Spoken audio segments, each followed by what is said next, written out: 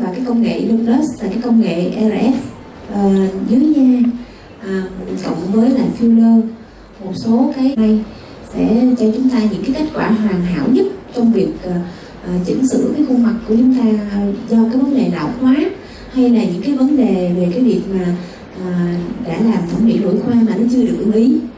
I would like to introduce you, Dr.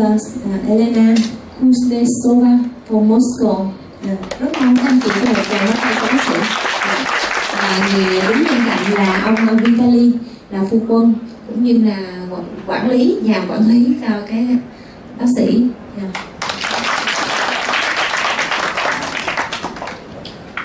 Hello. So hello, ladies and gentlemen. Today I'm already introduced. My name is Vitaly. This is Dr. Elena. So today we want to introduce you the principal new device. The name is INNOPLUS. It's a radio wave system. So first few slides we just explain one more time how it works, and then few slides we will show the possibilities of this device. So this will be our presentation. Then later, the Dr. Kuznetsova Elena Dmitrievna will show here with the models. In real, you could see what can you do with this.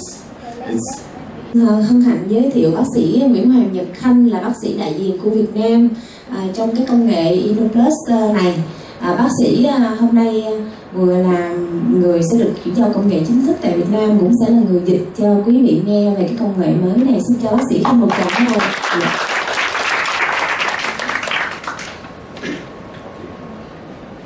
We could start. Yes. So INNOPLUS device is projected for the different direction in cosmetology. And next slide, I would propose you to see small video. Radio để điều trị những cái vấn đề về da.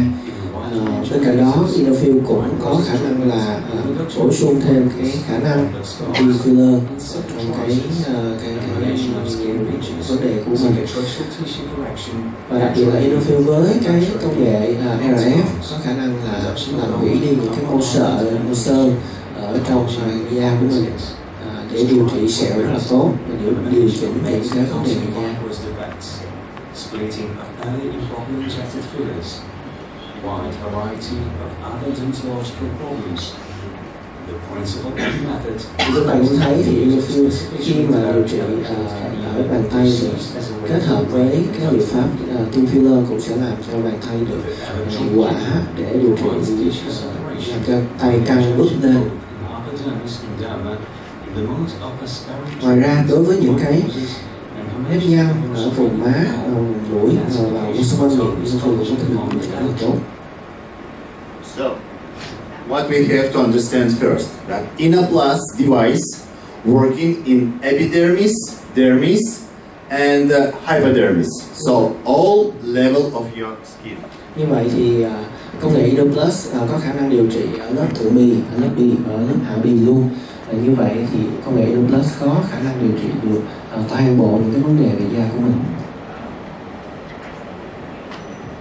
Also, we have to understand that device equipped with needles and cannulas, and we have radio wave only on the tip of the cannula or the needle. Đối với công nghệ INNOPLUS thì chúng ta có những cái kim và những cannula đặc biệt. Đối với những cái thiết bị này thì chỉ có những cái kim cannula có cái thiết bị này có cái đầu có thể dẫn được cái sóng RF đó, còn lại cái phần mà còn lại thì sẽ được bao bọc bằng silicone và sẽ không có tác dụng điều trị, chỉ có cái đầu này mới có tác dụng điều trị, và đây là cái điểm đặc biệt của những cái kim và cannula RF.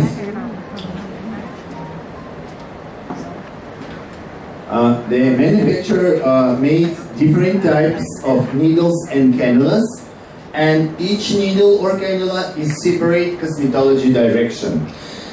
Như vậy thì đối với những cái kim và cannula ở trong cái bộ sản phẩm của INNOPLUS thì có những cái kích thước và những cái hình dạng khác nhau để phù hợp với từng cái chỉ định điều trị khác nhau. Ví dụ như là những cái kim rất là nhỏ, kích thước là 3. Đối với những cái kim ví dụ như là kim 27G, kim màu hồng như thế này, dài 3,5 cm thì có tác dụng là điều chỉnh về cơ thể và điều chỉnh về khuôn mặt, ngoại trừ cái vùng xung quanh vùng mắt.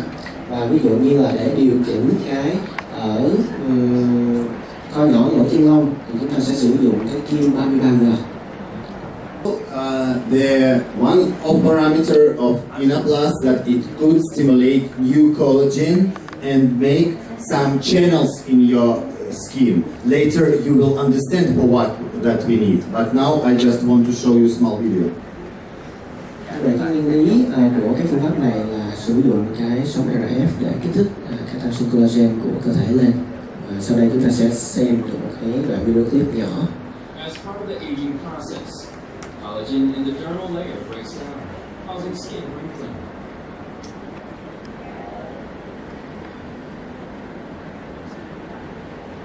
A needle is inserted into the dermal layer this way. At this point, the high frequency current only comes Một cái dòng điện với một cái tần số radio theo cái đầu kim được đưa vào ở phía bên dưới cái tổn thương và nó phát ra cái dòng điện này, kết hợp với cái liệu pháp điều trị nó sẽ kích thích, nó làm tăng sinh collagen lên, tạo thành cái đường hầm sau khi mà điều trị. So INNOPLUS do not destroy collagen, do not make you fibrosis. It stimulates you grow collagen and make your skin tight. Như vậy thì công nghệ INNOPLUS không phá hủy cái collagen, không phá hủy cái mô ở dưới da, nhưng mà nó lại càng làm tăng kích thích cái collagen được tăng sinh lên và kết hợp với cái filler, cái lòng đầy được bơm vào thông qua cái đường hầm đã được tạo ra bởi cái sóng cái dòng điện có tần số RF như thế này thì nó sẽ làm đầy lên cái vị trí tổn thương. Through each needle or cannula, you could inject any product you want. Fillers, plasma, PRP, therapy, cells, anything, lipolytics. So through its simple needles and cannulas, you could inject everything you want through the same needle or RF cannula. Với cái công nghệ INNOPLUS này và với những cái thiết bị đặc biệt này thì chúng ta có thể kết hợp với cái công nghệ này để chúng ta tiêm vào trong cái vị trí điều trị những cái chất khác nhau, ví dụ như là filler, chất làm đầy, thậm chí là botox, hoặc thậm chí là cái chất làm tăng mỡ để phục vụ cái điều trị của chúng ta. This machine has all protocols, all instructions. So when you buy this device, you will not be alone. You will have all support and all protocols how to work with this device. Khi mà chúng ta sử dụng cái công nghệ thiết bị này thì chúng ta không phải là có được một cái máy không, nhưng mà chúng ta đã có được một cái sự hỗ trợ rất là lớn, toàn bộ cái bộ điều trị và những cái protocol để mà điều trị những cái vấn đề về da.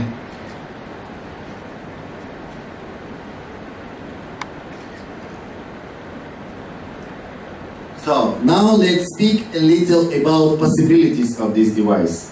First direction, and here we want to speak, it's correction of dermal creases, nasolabial folds, crow's feet, all that we say in the chondroplastic usually. Chúng ta sẽ nói một chút xíu về cái vấn đề điều chỉnh lại những cái nếp nhăn ở trên da, nếp rãnh mũi má, nếp trên chim và những cái nếp quanh miệng, giống như là cái động tác khi mà hôn á, chu miệng ra thì nó có những cái nếp nhăn, và những cái nếp nhăn đó có xuất hiện ở vùng trán và vùng cổ, chúng ta có thể điều trị bằng công nghệ INNOPLUS luôn. We want to remind you little how we usually have to treat or to do the chondroplastic. Chúng ta khi mà điều trị bằng cái công nghệ này thì nên nhớ là đây khi mà điều trị thì đó là một cái quá trình và chúng ta sẽ cần phải kết hợp nhiều phương pháp khác nhau. This is the simple protocol to treat the wrinkle in the right way. Do not just fill it with filler, but how we have to treat the skin if we have deep wrinkle. Đây là một cái sơ đồ diễn tả một cách đơn giản cái quá trình điều trị những cái nếp nhăn ở trên khuôn mặt của chúng ta, và chúng ta sẽ không điều trị này đơn giản chỉ nhờ vào filler không, mà chúng ta sẽ kết hợp nhiều phương pháp, và trọng tâm trong đó thì có INNOPLUS là trọng tâm. Because each wrinkle is first of all adhesion or fibrosis inside of the skin, and each procedure doesn't matter what type of wrinkle, we have to defibrose the area, then we have to stimulate the capillary network, then we have to make elasticity and plasticity in the skin, then we could update the dermal layer, then they make the tissue generation, and all the time have to give support therapy. Đối với những cái nếp nhăn ở vùng mặt chúng ta thì cơ bản nhất ở dưới nếp nhăn đó có những cái sẹo xơ, và đầu tiên chúng ta sẽ sử dụng công nghệ INNOPLUS để phá hủy những cái mô xơ này. Sau đó chúng ta sẽ kích thích lên những cái mạng lưới mau mạch ở phía dưới và những cái quá trình chuyển hóa. Kế đến nữa chúng ta sẽ kích thích cái khả năng đàn hồi của da của chúng ta, và những cái bước sau nữa chúng ta sẽ hỗ trợ những cái bước hỗ trợ để làm tái sinh và điều trị. So when the patient come to you, any patient, and he wants to treat any treatment, you don't have to say, let's put just some filler inside of your skin. You have to say that we have to do the treatment for you. And you have to write the treatment for your patients. And you could write simple calendar, like this one. This is example of the calendar. And you put different treatments at the same time from different devices. And in this case, you will have the best result. And your client, in this case, will understand that you're not doing only one procedure, you're doing the treatment for him. The calendar could be only one procedure, it could be 3 procedures, it could be the big course for 4 months. But this is the main idea. And you say to your clients that if you need the best treatment, if you want Ferrari, I will give you treatment for 4 months with different ideas. If you need something simple and you don't have enough money for the big treatment, I will give you all effective but little bit cheaper and sure. So he always will have alternative for himself. Như vậy thì đối với những cái vấn đề điều trị về nếp nhăn như thế này, chúng ta cũng không thể nào mà nói với bệnh nhân là chúng ta có thể điều trị với một thủ thuật được, mà có khi chúng ta phải kết hợp 2 thủ thuật, 3 liệu trình, 4 cái thủ thuật ở trong một cái liệu trình như vậy. Như vậy chúng ta sẽ nói với bệnh nhân là chúng ta sẽ điều trị cho bệnh nhân, và một cái quá trình đó tùy vào từng cái cơ thể của bệnh nhân, và khi đó bệnh nhân sẽ được giải thích để hiểu được cái quá trình này bao gồm những cái bước như thế nào, và để có kết quả được tốt nhất thì phải tuân theo cái liệu trình này. Nếu như bệnh nhân đó không có đủ điều kiện chẳng hạn, không có đủ tiền để mà theo đuổi cái liệu trình này, thì chúng ta sẽ tư vấn cho bệnh nhân những cái liệu trình mà nó sẽ đòi hỏi ít chi phí hơn, nhưng đương nhiên là hiệu quả nó cũng sẽ giảm theo. So this is example of the first step. We was doing INNOPLUS only, and what we can see here is what we can see here is the small scar in this area.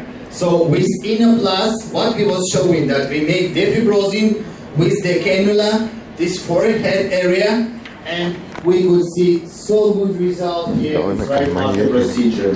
You will never make this result just only with filler. It's only INNOPLUS could do. Đây là một bệnh mô xơ, mô sẹo để tạo cái đường hầm ở phía dưới, thì khi đó tiêm filler vào thì sẽ giữ được trên 1 năm. This is results of our Korean colleges. Also, you could see right after procedure, after 1 month, after 3 months. Đây là một cái bệnh nhân Hàn Quốc. Đối với bệnh nhân này thực hiện được 3 liệu trình INNOPLUS thì ngay sau khi làm thì cái tác dụng nó đã được thấy như thế này, nhưng mà càng ngày càng về sau thì đối với sau 1 tháng thì nếp nhăn rãnh môi má này nó càng ngày càng được cải thiện, và sau 3 tháng thì gần như là không còn nữa. Here we work in INNOPLUS could also work with the neck area, with this type of wrinkles. It's right after procedure, this one is 1 month. INNOPLUS có tác dụng rất là tốt đối với những cái nếp nhăn vùng cổ, và như chúng ta đã biết thì nếu như mà da của chúng ta ở trên mặt á, mà có trẻ như thế nào đi chăng nữa thì chỉ cần nhìn cái cổ mà nó nhăn nheo chúng ta cũng đã mất đi cái vẻ đẹp rồi. Nhưng mà công nghệ INNOPLUS sẽ có thể cải thiện cái vấn đề này. Very small video how we work with it. Là cái video clip nhỏ. So we defibrosing the skin and making the channel in the neck area, and the channels allows us to stay filler in the same area. So it's very working on the neck. Usually when you're trying to put filler inside of the neck, it's going down, it's not staying. With INNOPLUS, this one is possible. Đối với cái vùng này, khi mà chúng ta tiêm filler vào á, thì thường là cái filler nó sẽ theo cái thời gian nó sẽ tự đi xuống theo cái trọng lực thôi. Nhưng mà đối với công nghệ này thì filler sau khi mà đã được sử dụng cannula để mà phá hủy những cái mô sẹo này thì filler nó sẽ giữ ở đây rất là tốt.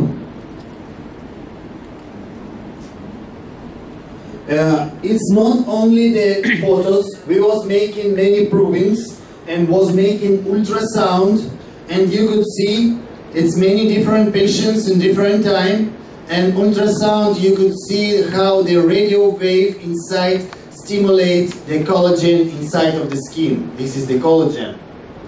Chúng tôi đã thực hiện điều trị rất là nhiều bệnh nhân và chúng tôi đã thực hiện những cái hình ảnh chụp lại những cái hình ảnh siêu âm. Và ở hình ảnh siêu âm ở phía dưới thì chúng tôi thấy được là cái hiện tượng collagen tăng sinh rất là nhiều, chứng tỏ cái hiệu quả của công nghệ INNOPLUS này đối với những cái bệnh nhân này được điều trị. It was only one direction of possibilities of INNOPLUS. Second one direction is the correction of periorbital skin areas without scarring and wrinkles. Mới vừa rồi là cái chỉ định đầu tiên và đây là chỉ định thứ hai để mà điều trị với công nghệ INNOPLUS là đối với cái vùng da ở quanh hốc mắt. Also, you need always have the program for your patient of treatment. You have to understand that in your mind, like a doctor, that you a doctor, you're not just a beautician. You have to propose big programs. Và cũng như cái vấn đề hồi nãy thì cái quá trình này cũng điều trị cũng đòi hỏi một cái quá trình chứ không phải tiến hành một lần. Very good in the eye area. So because of lifting effect, you could make the lifting in the eye, upper eye and down area, and you got very good effect of open eyes and eye bags. Và công nghệ này khi mà xử lý những cái vùng ở phía dưới mắt và ngay cả ở phía trên mí mắt cũng làm cho thứ nhất là những cái túi mà ở phía dưới nó cũng dần dần nó cải thiện, mất đi, vết thâm cũng cải thiện và mắt có thể làm mình nhìn thấy có cảm giác là mở to hơn, rộng hơn. Here he was working with dark circles and eye bags. Đây là một cái trường hợp có những cái thông quầng mắt và những túi mỡ ở phía dưới mắt và được cải thiện sau khi sử dụng cái liệu trình INNOPLUS.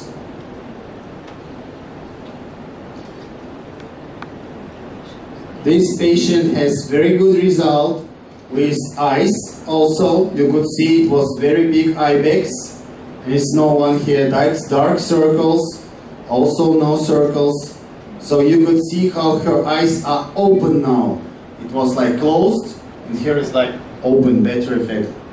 Như vậy thì đối với bệnh nhân này cũng có cái túi mỡ dưới mắt và mắt có vẻ là mở không được to, nhưng mà sau khi sử dụng cái công nghệ INNOPLUS này mắt đã mở to hơn và cái túi mỡ đã dần dần biến mất vùng cằm. So this patient have a very big fat pecs in this area. You could see, and the doctor was working with this area and made the face correction because INNOPLUS giving you very good lifting effect. And when you're working on the 2 MHz, this other parameter, you could lift the skin in any area, eyes, here in the cheeks, double chin also. We not make liposuction, no, we make lifting of the skin and your skin going short and up in this area. Đối với bệnh nhân nữ này thì chúng ta thấy được là những cái phần mỡ này nó chảy xệ rất là nhiều, và đối với công nghệ INNOPLUS này chúng ta sử dụng cái tần số 20 MHz thì cái khuôn mặt của người phụ nữ này được cải thiện rất là nhiều, và chúng tôi không có sử dụng cái thủ thuật là hút mỡ đối với cái khuôn mặt, nhưng mà khi mà sử dụng cái INNOPLUS thì khuôn mặt nó sẽ tự động, nó sẽ co lên và sẽ được nâng lên, trẻ hóa càng ngày càng nhiều. Here he was working with nasolabial folds and with the oval of face, and you could see her face is made smaller a little. That what we can do with INNOPLUS, we could make your skin and face smaller. With fillers, threads, we making the face bigger all the time. With INNOPLUS, we could make it smaller. This is very good. Như vậy thì đối với người phụ nữ này có cái nếp nhăn, nếp cỡ rãnh mũi má nó rất là rõ, sau khi xử lý bằng INNOPLUS thì nếp này nó mờ đi. Và đối với những cái công nghệ khác, ví dụ như là filler hay là sử dụng chỉ, thì có khi là khuôn mặt của chúng ta không được cải thiện như là mong muốn, nhưng mà với INNOPLUS thì khuôn mặt của chúng ta sẽ càng ngày càng được cải thiện và cái hình dáng của khuôn mặt càng ngày càng được thon gọn hơn, tốt hơn.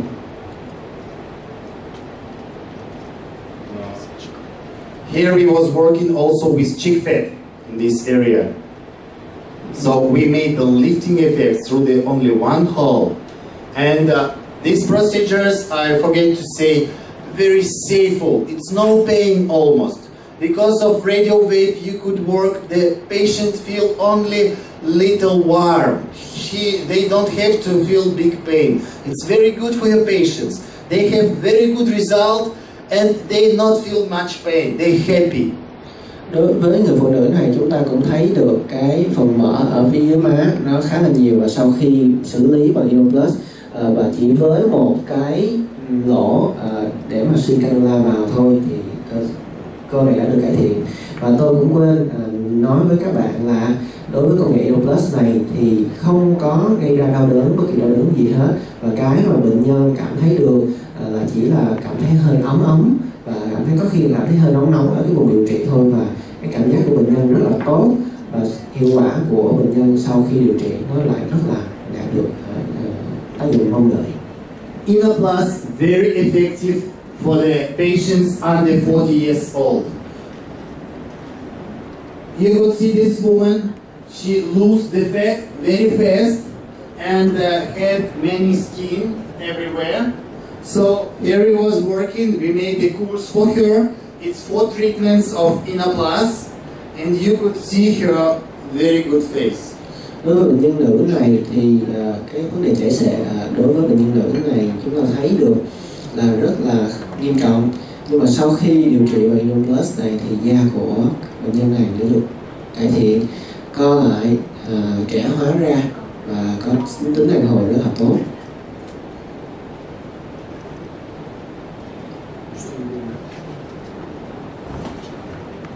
Here we was working also with oval of face. You could see we made it smaller. Đây là một cái trường hợp chúng tôi làm cái công nghệ INNOPLUS này đối với người phụ nữ này để chỉnh sửa lại, làm thon gọn khuôn mặt. And very good possibility of INNOPLUS to work with fat. Và INNOPLUS có tác dụng rất tốt để đối với mỡ ở phần thân người. So what we could do with INNOPLUS, very fat people, for example on this area, when you just put lipolytics inside, it's very hard to make good effect. What we do with INNOPLUS? With INNOPLUS, we make one hole and mix all fat, like fat, and make it soft. When you put lipolytic inside, lipolytic works 3 times better than it's usually. So, you understand that we're not taking fat away. No, we're mixing fat inside. We put the cannula inside of the fat and start to mix it.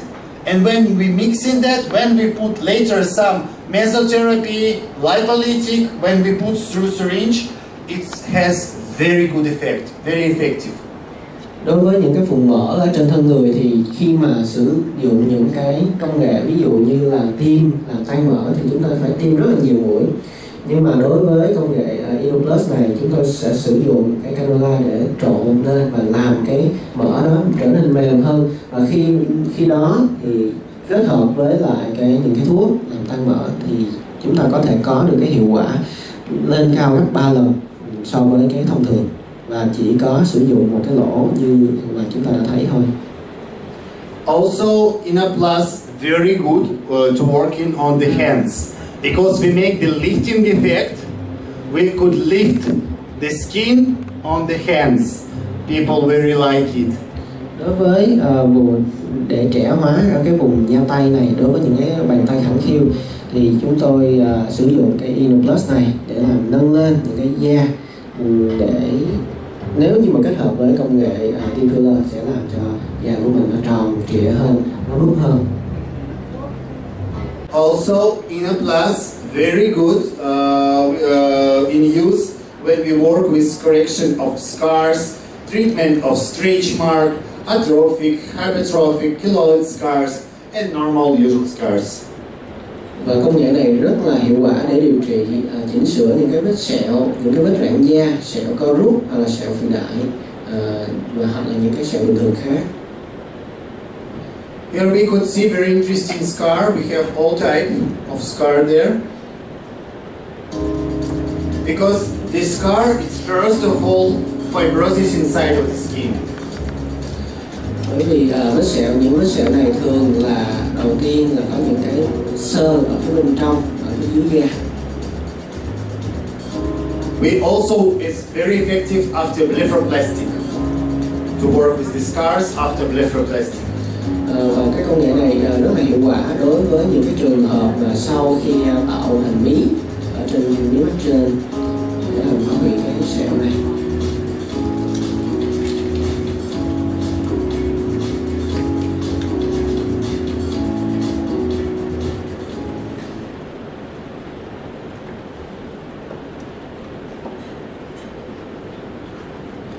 Also, for all type of problems, we remind all the time and say that you have the treatment program.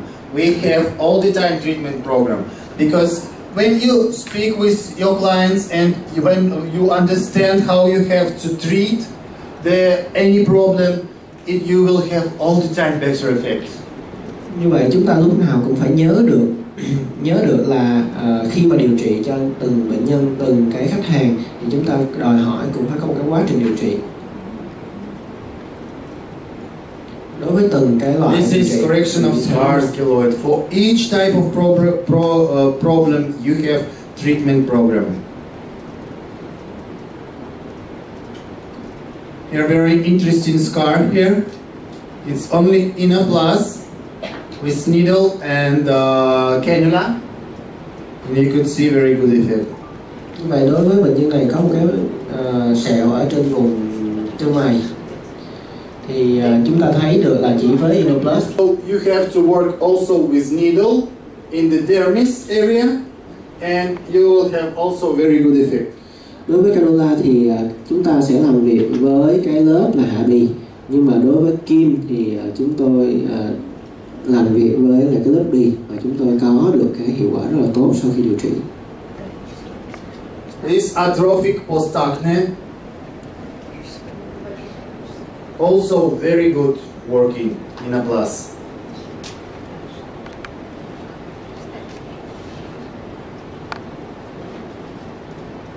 Here is after the course. Đây là hình ảnh của một cái bệnh nhân ngay sau một cái quá trình điều trị luôn, thì gần như cái vết sẹo đã biến mất. Usually when you do only INNOPLUS to the scar, here you could see a small atrophic scar. So when the procedure is done, after the course, maybe 2-3 procedures you will need, you will have left only white picture. Nothing. The skin will be straight, it not be. Như vậy đối với những cái sẹo co rút ở trên bề mặt da, những cái sẹo nhỏ như thế này, thì sau một cái quá trình điều trị khoảng 2-3 liệu trình chẳng hạn, thì chúng ta thấy được là cái trên bề mặt da chỉ còn một cái vết nhạt màu thôi, chứ không còn là những cái vết sẹo nó hõm xuống nữa và nó rõ ràng như thế nữa. Это после чего? It's after diprospan injection. She had the problem on her back, and it's only 10 minutes of work in a plus, and we have also very good result. Đối với bệnh nhân này thì cái vấn đề sẹo ở vùng mông là do chích thuốc, thì đối với bệnh nhân này cũng cải thiện được bằng INNOPLUS luôn. INNOPLUS very effective to work with the scars after blepharoplastic. We could see very good effective. INNOPLUS thì có tác dụng rất là tốt đối với những cái vết sẹo sau khi xử lý tạo hình miếng ở vùng miếng mắt trên.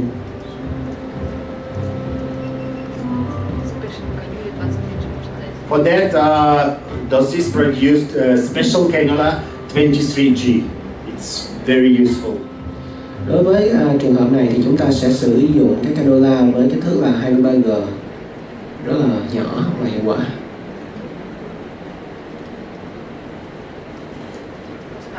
Also, INNOPLUS very good and effective with correction of post-acne and stagnant red spots. Rất là tốt đối với công nghệ INNOPLUS. Here is the post-acne scars you could see, and only through the one small hole here in this area, we could work with all around of the skin of the cheek, and we have very good result. It's all thanks to INNOPLUS. Đối với những cái trường hợp sẹo lõm do mụn để lại như thế này thì đối với công nghệ INNOPLUS thì chúng tôi sẽ chỉ cần một cái lỗ để mà xuyên cái cannula vào, chúng ta có thể điều trị được cả cái khuôn mặt. Ngay đây là hình ảnh ngay sau khi điều trị.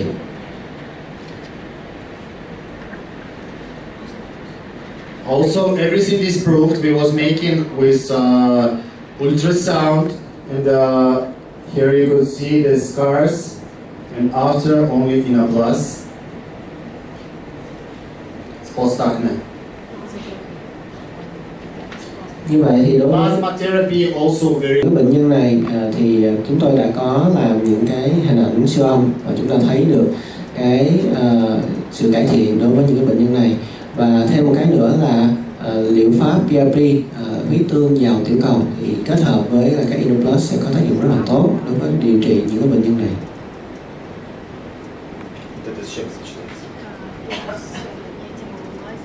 Also, INNOPLUS very good and effective in combination with different type of lasers. So you could combine INNOPLUS with any device, any procedure, and you could have very good results.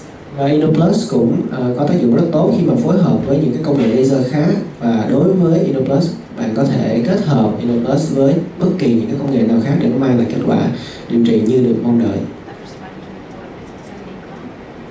Also, Dosis produced very nice and useful needle for the pore correction of pores.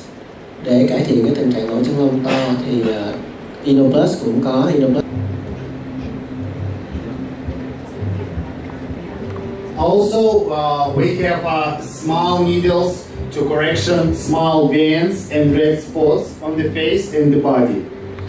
Và chúng ta có những cái kim rất là nhỏ để điều trị những cái mạch máu nhỏ xuất hiện ở trên bề mặt da. Những cái chấm nhỏ, một chấm đỏ ở phía bên trên bề mặt da chúng ta cũng có thể điều trị được bằng cái công nghệ INNOPLUS. Change the size, modeling the nose. Và một cái rất là thú vị nữa là công nghệ INNOPLUS cũng có thể là thay đổi được cái kích thước của mũi.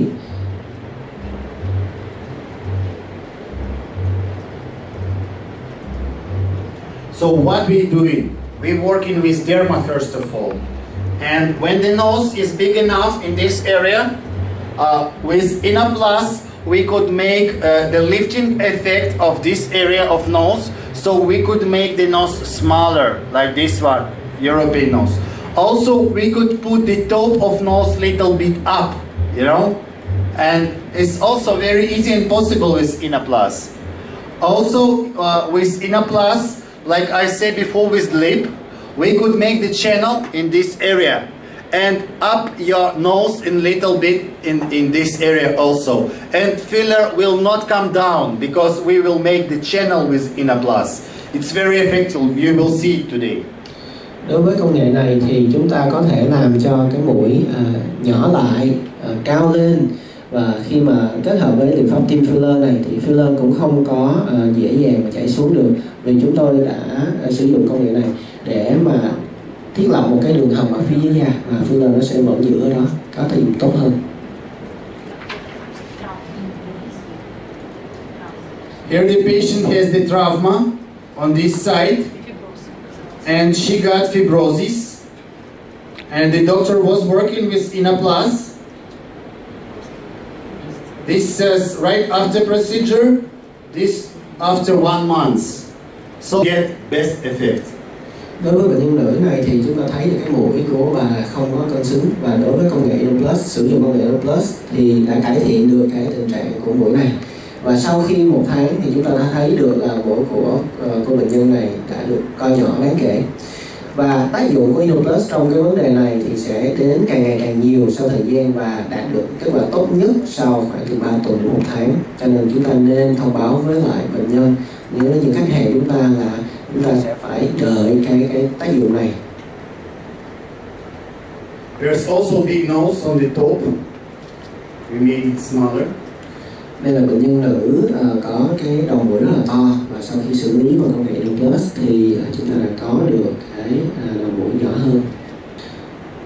Mũi này của bệnh nhân có một cái sẹo ở ngay sau khi mà làm cái thủ thuật tạo hình mũi, thì chúng tôi đã sử dụng công nghệ INNOPLUS để làm cho cái mũi này trở nên thon gọn hơn và đẹp hơn. Also, INNOPLUS and field works very good with complications. Với công nghệ này có thể cải thiện được những cái tai biến của những cái thủ thuật. Here, the doctor made the capsule when she was working with just needle. She made the capsule here in the lip. So with INNOPLUS, we made the channel and made massage and filler gone everywhere on the lip, and we fixed this problem, solved the problem. Đối với cái bệnh nhân này, khi mà bác sĩ đã tiêm filler vào cho môi dưới môi của bệnh nhân, đã tạo ra một cái bao ở trong đó có filler và nó không có đều chút nào hết, và khi xử lý bằng cái công nghệ INNOPLUS thì filler đã trải đều ra trên môi của bệnh nhân, và có cái hình dạng của môi được cải thiện rất là nhiều.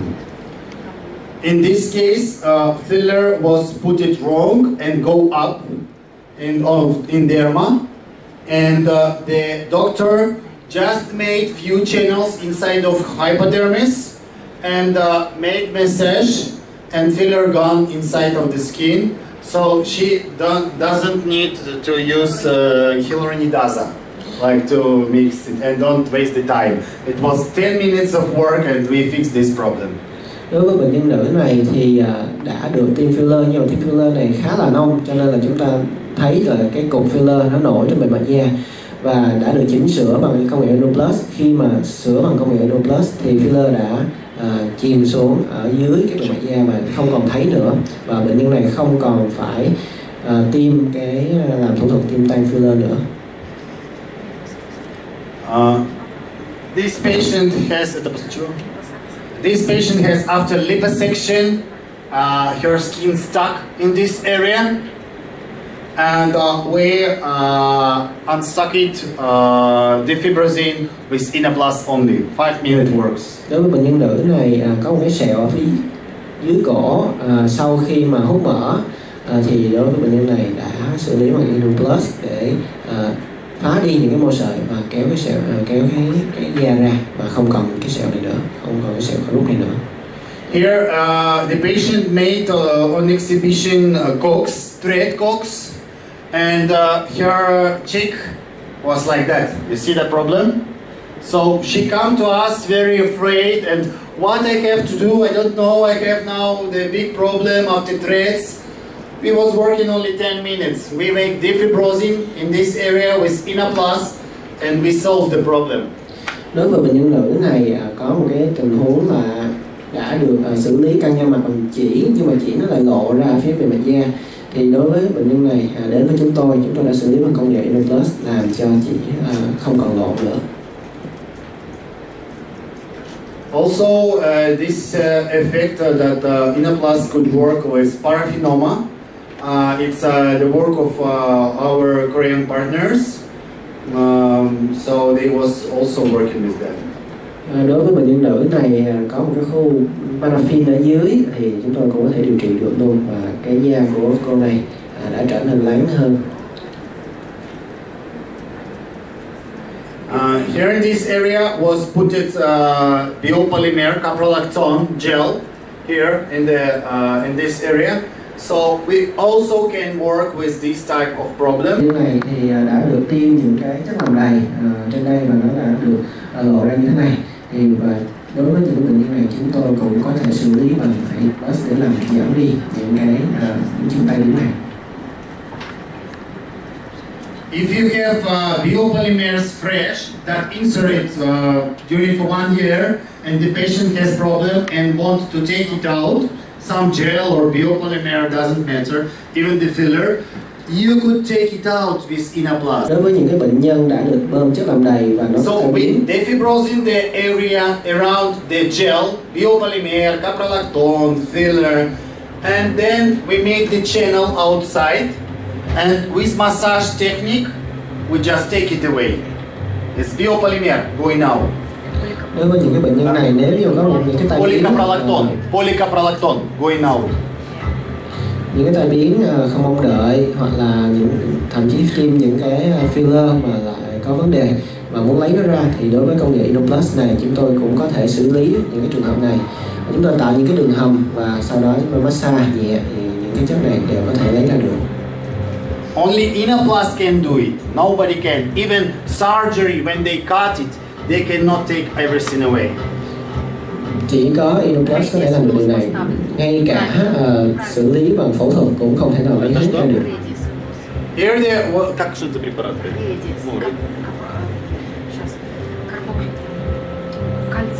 This hydrochloride of calcium radius was put it wrong in the nose, and что у нас получилось?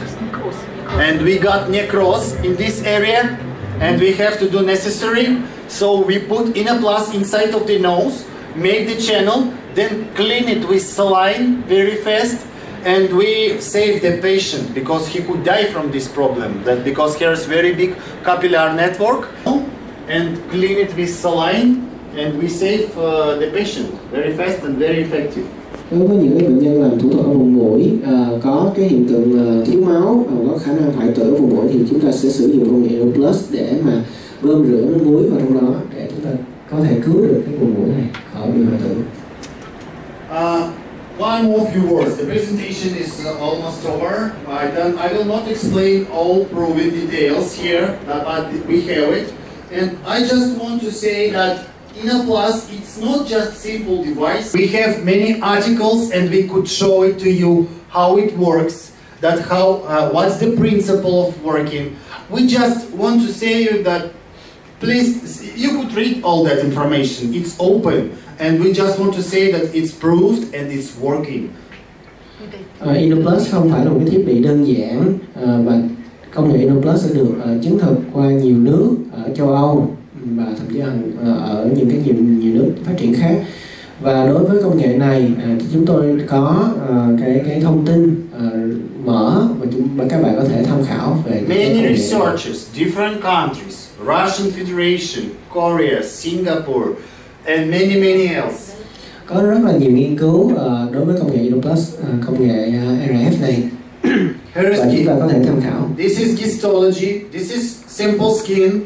This is if you put any filler to the skin, usually it goes everywhere. When you making the channel with INNOPLUS, your filler only after 30 seconds staying in the area when you make the channel. You could see that on histology and ultrasound. Here is after 30 seconds. This is cannula technique. Đối với công nghệ INNOPLUS này thì đây thì chúng tôi có được cái hình ảnh mô học của những cái vùng da bình thường, và đây là hình ảnh mô học ngay sau khi tiêm filler, và chúng ta thấy được filler có thể đi được bất cứ ở chỗ nào ở trong cái vùng da của mình. Nhưng mà đối với công nghệ INNOPLUS trước khi tiêm filler thì chúng ta thấy được filler có thể tập trung được ở cái kênh mà chúng ta đã thiết lập được trước khi mà sử dụng công nghệ INNOPLUS, và khi đó filler nó sẽ được cố định ở chỗ đó rất là tốt. Also, we could see from this picture that this is the collagen, that INNOPLUS do not destroy collagen in the skin. Đối với cái hình ở phía dưới này thì chúng tôi có cái hình ảnh mô học và đã được nhuộm, chúng được hiển thị cái phần collagen như thế này, và công nghệ INNOPLUS không có phá hủy cái collagen mà chúng ta đã thấy, chỉ có tạo cái kênh ở đây thôi. Also, here is the fibroblasts, also getting better and is not destroyed. Chúng tôi có một cái hình ảnh mô như này, có những cái nguyên bào sợi ở dưới thì càng ngày càng được kích thích những cái nguyên bào sợi này và không có phá hủy chúng. So it's many different certificates that is already registered in different countries. Chúng tôi có được chứng nhận của nhiều nơi trên thế giới và chứng tỏ là cái công nghệ này rất là tốt và có thể dùng hiệu quả trong việc điều trị tất cả những cái vấn đề về da. Also, just few words to you to understand, because you see here two pictures, INNOPLUS and INNOFIL. What does it mean? I just want you to explain. Because INNOFIL is the oldest device. It's like iPhone #1 or Samsung #1. The INNOPLUS is the latest device. It's more powerful. Many different functions. If to stop on this, that we could say that one is old device. It's not many works on that. It's not possible. INNOPLUS is the new one. Is the last one, and it's better working. You just have to understand for yourself. And but we show in both of them because in Russia we have the same name for these devices, and that's why you just have to understand. But INNOPLUS is the last one, is the more powerful, but that was on the beginning. Và tôi cũng muốn nói đến là công nghệ INNOPLUS này là công nghệ mới nhất và đã được sử dụng rất là nhiều ở Nga, và ở Nga cũng có cái tên giống như thế này luôn. Okay, so we finished the presentation. Now the Dr. Elena could start a big live show, and you could now watch for yourself how it works, and she tried to prove you that everything that we was talking about, it's working. Thank you very much to Mr. Vikrandi for wonderful theory. Him presenting, helping organizing this thing, it will be successful. Chris, can you come over here? For here, and it is also his birthday today. Shall we all sing a birthday song before we go for a tea break? Okay? One, can you light up the candle? Yeah. The hotel has prepared a small little cake for you. Okay? Though it's not enough to share everybody, but it's okay to have one bite at each of them. Okay. Hôm nay là ngày sinh nhật của Okay, one, và đây cũng two, là nhà đại diện của cái Happy birthday to you. Happy birthday to you. Happy birthday to Christy. Happy birthday to you. Dễ thương mừng ngày đó anh sinh ra đời, một buổi sao trăng rực rỡ. Happy birthday to you. С днем рождения тебя! С днем рождения тебя! С днем рождения, наш Крисли! С днем рождения тебя!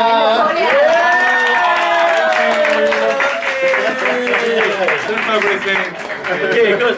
So we will have how long tea break you want to? Mình sẽ có 15 phút tea break. Lee, do you want to say something to Vietnamese doctor here? Yeah. Come on for everything, and I'm really, really come on, and I really appreciate having us. I mean, good arrangement and everything. That let me provide everything I just can. I just can. Thank you. Ly rất là cảm ơn tất cả các anh chị đã tham gia hôm nay và đã làm những gì cho Ly hôm nay, và để có thể đáp ứng được tất cả các nhu cầu, các mong mỏi của quý vị về phía công nghệ cũng như các hỗ trợ khác, thì Ly đại diện cho hãng Doris xin là cam kết sẽ thực hiện. Cảm ơn các anh chị. Thank you. Okay, we have 20 minutes break. 20 minutes break. Yeah. Thank you, Doctor, for the demonstration. It's lovely, very knowledgeable. I'm going to ask the question in English, and maybe the doctor will translate to English later. Okay? Now, after the session this morning, I understand what INNOPLUS is. My question is concentrating on the scar issues. Okay? Now, INNOPLUS is helping to treat all the anti-aging, all the scars problem with the help of fillers. Okay? Now, for instance, if the scar was so deep and it left the curve, like how you say it on there, after the 3 treatments, you can see the scar is all even. Okay? But what if when the fillers actually dissolve into the skin, then how is the level? Is the level slim down? And or how about the scar, the color is go back to normal? Do you understand my questions? Yes. Thank you. On your okay, you translate the question. Chị hỏi là đối với những cái công nghệ INNOPLUS này thì chúng ta thấy được là sau những cái điều trình điều trị thì những cái vết sẹo đã được làm phẳng lên, những cái sẹo làm phẳng lên thì không biết là cái máy INNOPLUS để trị về dấu thẹo thì sau 3 lần mình sẽ thấy là cái dấu thẹo nó hầu như không còn nữa. Nhưng nếu mà khi mà cái fillers nó đã được tan rồi thì Lan muốn hỏi là cái chiều sâu của cái thẹo đó nó sẽ đi xuống giống như lúc trước, hoặc là cái màu sẹo nó trở lại bình thường như ban đầu hay là không. Tại vì cái INNOPLUS là một cái device giúp cho cái filler đi sâu hơn, đi đúng cái vị trí của nó nằm để mà treat cái clients or patients. Ok, có đây là câu hỏi của mình. Thank you. Sorry. To answer for this question, to explain all that we're doing with the scar, first of all. So, all atrophic scar that we have, that skin going down, what we have to understand what we have in dermis. In dermis, we have fibrosis. So we do not have, in hypodermis, we have fibrosis. Yes. You understand? So it's very strong when you touch it. Yeah. So, first of all, that we have to do with INNOPLUS, and the INNOPLUS allows to do for us, that we unstuck this skin, so we're making new hypodermis in this area, where the scar is. And this the first reason why the dermis, so up of derma, have to go up. Not filler. First reason that we unstucking that with cannula. When we put the cannula, we made that it's very hard to do. You will feel that today. We will show you on the models. When you put the cannula, it goes very hard, and only a radial wave allows you to do that. It's like, you know, to compare like stamp when you send in, like stamp, it's stuck, and you unstuck in that skin in this area. When you unstuck the skin, you have to put something in this new hypodermis. Yes, you can put, usually Yelena, when she working with the scars, usually she put auto fillers. She not put the simple fillers, she put auto fillers. Plasma gel. Plasma gel, because second step that I was showing on the table, that treatment table, that second step is to make new capillary network in this area. Because if you will not do anything, your skin would stuck again in this area. So you have to put there something, that plasma, autofiller, filler, to make new capillary network in this area. Then you're doing something like carboxy therapy with different carboxy bands, that to start work this skin working natural process in this area. And your skin getting plasticity, elasticity that in area that not inside of the scar. Yes. So the main thing when we treating the skin is not to feel, that I'm saying all the time, that when we're doing procedure with the simple fillers, we just making like balloons, you know, we put and we get making the skin only volume, and the face getting each year bigger, because it's something left all the time, new fibrosis. When we treating the skin with INNOPLUS, we making new skin, we making regeneration. We can put filler, but we put filler not to fill the volume. We put the filler just on time until in this area will not make new capillary, yes. And that's why it's the reason why the skin going up. And later, when the treatment with INNOPLUS and auto filler is done, you should have normal skin in this area, but it's only good picture left. So it's normal skin. Yes, and to change the picture, you could use any simple peeling or CO2 laser, but not high level, just easy level, just to change upper color of the skin. That's it. It's small, and if the so also the scar could be active scar and old. Yes. Usually we start to work with the scars only after 6 months left. Yes, new scars, that redness, active scars, we do not touch it. Yes. So if some patient has operation, we say him wait for 6 months, please, until the scar will be whole one, and then we will start to work with it. So one more question on this. If the patient decided not to have the repeat treatment anymore, okay, now does that result stay, say for example, after treatment they get 80% successful or 80% recover, then does that 80% stay all the time, or would that drop eventually? In this, one more, in this case, if the patient made only one treatment, you put something inside. And this depends, of course it depends how big scar is, how the skin will regenerate it. But what we're saying with these programs, that you could write, you have to understand, later for 3-5 years also, result will also be. But when some folds, like adhesions, wrinkles, when it's in mimic area, he all the time using this area, so he all the time needs some support procedure here, because if he will not do anything, he will all the time smiling and he will get no magic, everything just proved. Cái cơ chế nó như thế nào? Thì khi mà chúng ta sử dụng cái INNOPLUS này để mà cải thiện cái tình trạng sẹo này, thì khi mà chúng ta đưa cái thiết bị này vào á, thì đầu tiên chúng ta đã phá hủy được cái mô xơ ở phía dưới, và nhờ vào đó một phần thì cái sẹo nó được nâng lên, nhờ để được gỡ cái vướng mắc ở dưới rồi. Nhưng mà sau đó thì chúng ta sẽ tiêm một chút xíu chất làm đầy vào trong đó để cho nó không bị tái lặp lại cái tình trạng dính lại ở cái mô phía dưới nữa. Và chúng ta có thể sử dụng cái filler tự thân và những cái chế phẩm khác chỉ tạm thời trong cái thời gian này để ngày càng được cải thiện. Và thứ hai nữa là đối với những cái sẹo này, chúng ta sẽ không xử lý những cái sẹo mới, những cái sẹo mà mới phẫu thuật trong vòng 1 tháng, 2 tháng gì đó thì chúng ta sẽ không đụng vào, và chúng ta sẽ chờ đến khoảng 6 tháng trở đi thì chúng ta sẽ xử lý nó như một cái sẹo cũ thì nó sẽ tốt hơn. Và chị Lan hỏi thêm một cái vấn đề nữa là nếu như một cái bệnh nhân là có điều trị và chỉ một lần điều trị thôi và không có lặp lại cái lần điều trị đó, thì cái kết quả nó sẽ được đến cái hiệu quả như thế nào? Thì câu trả lời là nó phụ thuộc vào cơ thể bệnh nhân và cũng phụ thuộc vào những cái vết sẹo nó to như thế nào và nó phức tạp như thế nào nữa.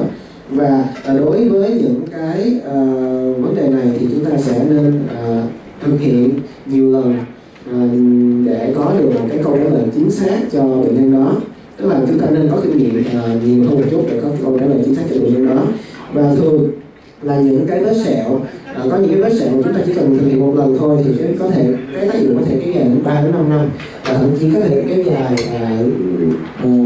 cả cái suốt khoảng thời gian sau đó luôn. Nhưng mà những cái vết sẹo hoặc là những cái vết nhăn, ví dụ như ở trên trán hoặc là ở phía vùng mặt á, thì ngoài những cái công nghệ INNOPLUS ra thì chúng ta sẽ cần có những cái hỗ trợ thêm về ví dụ những công nghệ khác, ví dụ DRP hay filler khác để có những cái dụng tốt hơn và cần được thực hiện lại để có tác dụng được hoàn hảo hơn. Will also be, but when we speaking about the scar, result will stay for the whole life. If we speaking about some folds like adhesions, wrinkles, when it's in mimic area, he all the time using this area, so he all the time needs some support procedure here, because if he will not do anything, he will all the time smiling and he will get no magic. Everything just proved. Yes. Okay. Như vậy thì đối với những cái vết sẹo lõm thì chị Lan muốn biết là cái cơ chế nó như thế nào. Thì khi mà chúng ta sử dụng cái INNOPLUS này để mà cải thiện cái tình trạng sẹo này, thì khi mà chúng ta đưa cái thiết bị này vào á, thì đầu tiên chúng ta đã phá hủy được cái mô xơ ở phía dưới, và nhờ vào đó một phần thì cái sẹo nó được nâng lên, nhờ đã được gỡ cái vướng mắc ở dưới rồi. Nhưng mà sau đó thì chúng ta sẽ tiêm một chút xíu chất làm đầy vào trong đó để cho nó không bị tái lặp lại cái tình trạng dính lại ở cái mô phía dưới nữa. Và chúng ta có thể sử dụng cái filler tự thân hoặc những cái chế phẩm khác chỉ tạm thời trong cái thời gian này để chờ cho cái mạng lưới mao mạch nó được tái lập, và nhờ vào đó thì những cái mô ở phía hạ bì nó sẽ được tăng sinh lên và đáp ứng theo cái liệu trình điều trị đã được thiết lập, thì nhờ vào đó thì sẹo nó sẽ càng ngày càng được cải thiện. Và thứ hai nữa là đối với những cái sẹo này, chúng ta sẽ không xử lý những cái sẹo mới, những cái sẹo mà mới phẫu thuật trong vòng 1 tháng, 2 tháng gì đó thì chúng ta sẽ không đụng vào, và chúng ta sẽ chờ đến khoảng 6 tháng trở đi thì chúng ta sẽ xử lý nó như một cái sẹo cũ thì nó sẽ tốt hơn. Và chị Lan hỏi thêm một cái vấn đề nữa là nếu như một cái bệnh nhân là có điều trị và chỉ một lần điều trị thôi và không có lặp lại cái lần điều trị đó thì cái kết quả nó sẽ được đến cái hiệu quả nó như thế nào, thì câu trả lời là nó phụ thuộc vào cơ thể bệnh nhân và cũng phụ thuộc vào những cái vết sẹo nó to như thế nào và nó phức tạp như thế nào nữa. Và đối với những cái vấn đề này thì chúng ta sẽ nên thực hiện nhiều lần để có được một cái câu trả lời chính xác cho bệnh nhân đó. Tức là chúng ta nên có kinh nghiệm nhiều hơn một chút để có câu trả lời chính xác cho bệnh nhân đó. Và thường là những cái vết sẹo, có những cái vết sẹo mà chúng ta chỉ cần thực hiện một lần thôi thì cái tác dụng có thể kéo dài đến 3 đến 5 năm, và thậm chí có thể kéo dài cả cái suốt khoảng thời gian sau đó luôn. Nhưng mà những cái vết sẹo hoặc là những cái vết nhăn, ví dụ như ở trên trán hoặc là ở phía vùng mặt á, thì ngoài những cái công nghệ INNOPLUS ra thì chúng ta sẽ cần có những cái hỗ trợ thêm về ví dụ những công nghệ khác, như DRP hay filler khác để có những tác dụng tốt hơn và cần được thực hiện lại để có tác dụng được hoàn hảo hơn.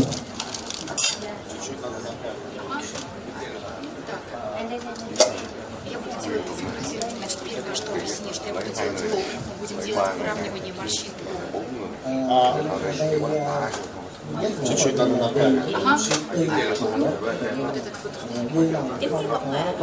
Или приподнять. Cái máy quay phim rất là chuyên nghiệp ở đây rồi, chúng tôi sẽ chuyển giao những cái hình ảnh này cho các bạn, và chúng ta sẽ không có quay phim của bệnh nhân này. Also, few words before we start. So all the time before the procedure, you have to make the photo of your patient. Also, after procedure, you have to make the photo of your patient. Also, you have to tell that for the 2-3 days after procedure, it could be small swelling. So you have to the patient have to come to you after 3 days after swelling will gone, and you could make also like few photos about this patient. And the maximum effect the patient will get after 1 month, because during 1 month the effect will be getting stronger, better and better. So after 1 month he should also come to you, you could make the photo of him. And your patient all the time could compare the results. Vấn đề quan trọng là trước khi làm cái phẫu thuật này, lúc nào các bạn cũng nên chụp hình của bệnh nhân lại trước và ngay sau khi phẫu thuật, và kết quả sẽ đến tốt nhất trong vòng 1 tháng sau khi làm phẫu thuật. Thì đương nhiên là sau 1 tháng thì bệnh nhân sẽ đến và các bạn sẽ chụp hình lại và các bạn sẽ so sánh được cái hiệu quả của cái thủ thuật này cho bệnh nhân thấy trải qua 1 tháng thì bệnh nhân sẽ được cải như thế nào. So now doctor doing the forehead wrinkles. So she now working with fibrosis in this area. Please say to the patient that if it's painful for her, she have to little shake the masha.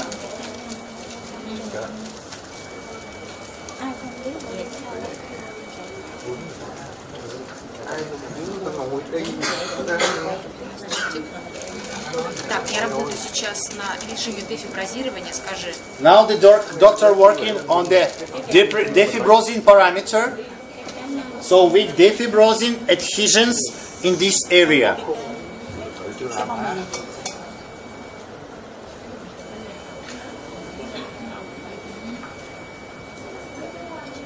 So you see now the cannula goes very hard because in this area skin stuck. It's very poor hyperdrosis, hypoderma there. It's very poor hypodermis there in this area. Chúng ta thấy là cái vùng ở đây có vẻ như nó bị kẹt lại, chứng tỏ là cái vùng này có nhiều cái mô xơ phía dưới và những cái mô ở hạ bì nó rất là kém, cho nên là nó mới hơi cứng như thế.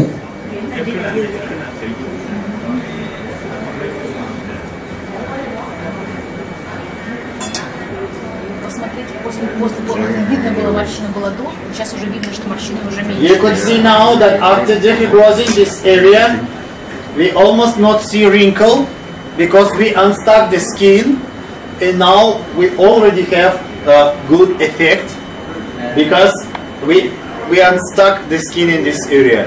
Như chúng ta đã thấy thì sau khi mà đã hủy những cái mô sợi ở dưới thì những cái vết nếp nhăn đã dần dần biến mất, thì đương nhiên là như kết quả như thế là do chúng ta đã gỡ được những cái phần dính của những cái mô sẹo này, những mô sợi này. And on the beginning, when it was fibrosis, it was a little painful, but now when fibrosis is gone, it's not painful, not so painful. It's not painful that. Và khi mà gỡ những cái phần sẹo sơ dính này thì nó hơi đau một chút, nhưng mà sau khi đã thông suốt rồi thì nó không còn đau nữa. And you see how easy cannula going now inside? You see that on beginning was very hard, now very easy. Các bạn nhìn thấy là cái cannula đã tiến di chuyển ở trong đó rất là dễ dàng rồi. Bây giờ không còn có vấn đề gì vướng mắc nữa ở trong cái phần ở dưới hạ bì nữa. That's the main idea, that you have to do that until the cannula will start go easy. Đây là cái tư tưởng chính của cái thủ thuật này, là các bạn sẽ xử lý cho đến khi nào mà cái cannula nó không còn cái vấn đề vướng mắc nữa, không còn bị kẹt lại nữa, thì nó là kết quả tốt. If you got some blood inside of the skin, if you destroy little capillary, you have to take it away with massage. It's necessary because we just made the channel, and we're going to put inside of the channel something. But if the blood will fill it, you could have edema, so you don't need it. So you just after using, if you see that a little blood, it's not bad. You just take it away with small massage. And then continue the procedure.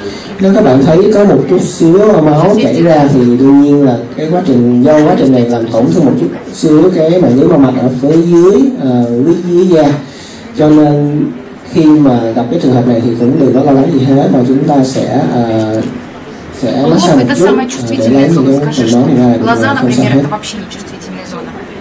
The forehead in this area is the more is totally, the procedure is not very painful. It's not painful, but you have to understand that forehead is more sensitive area.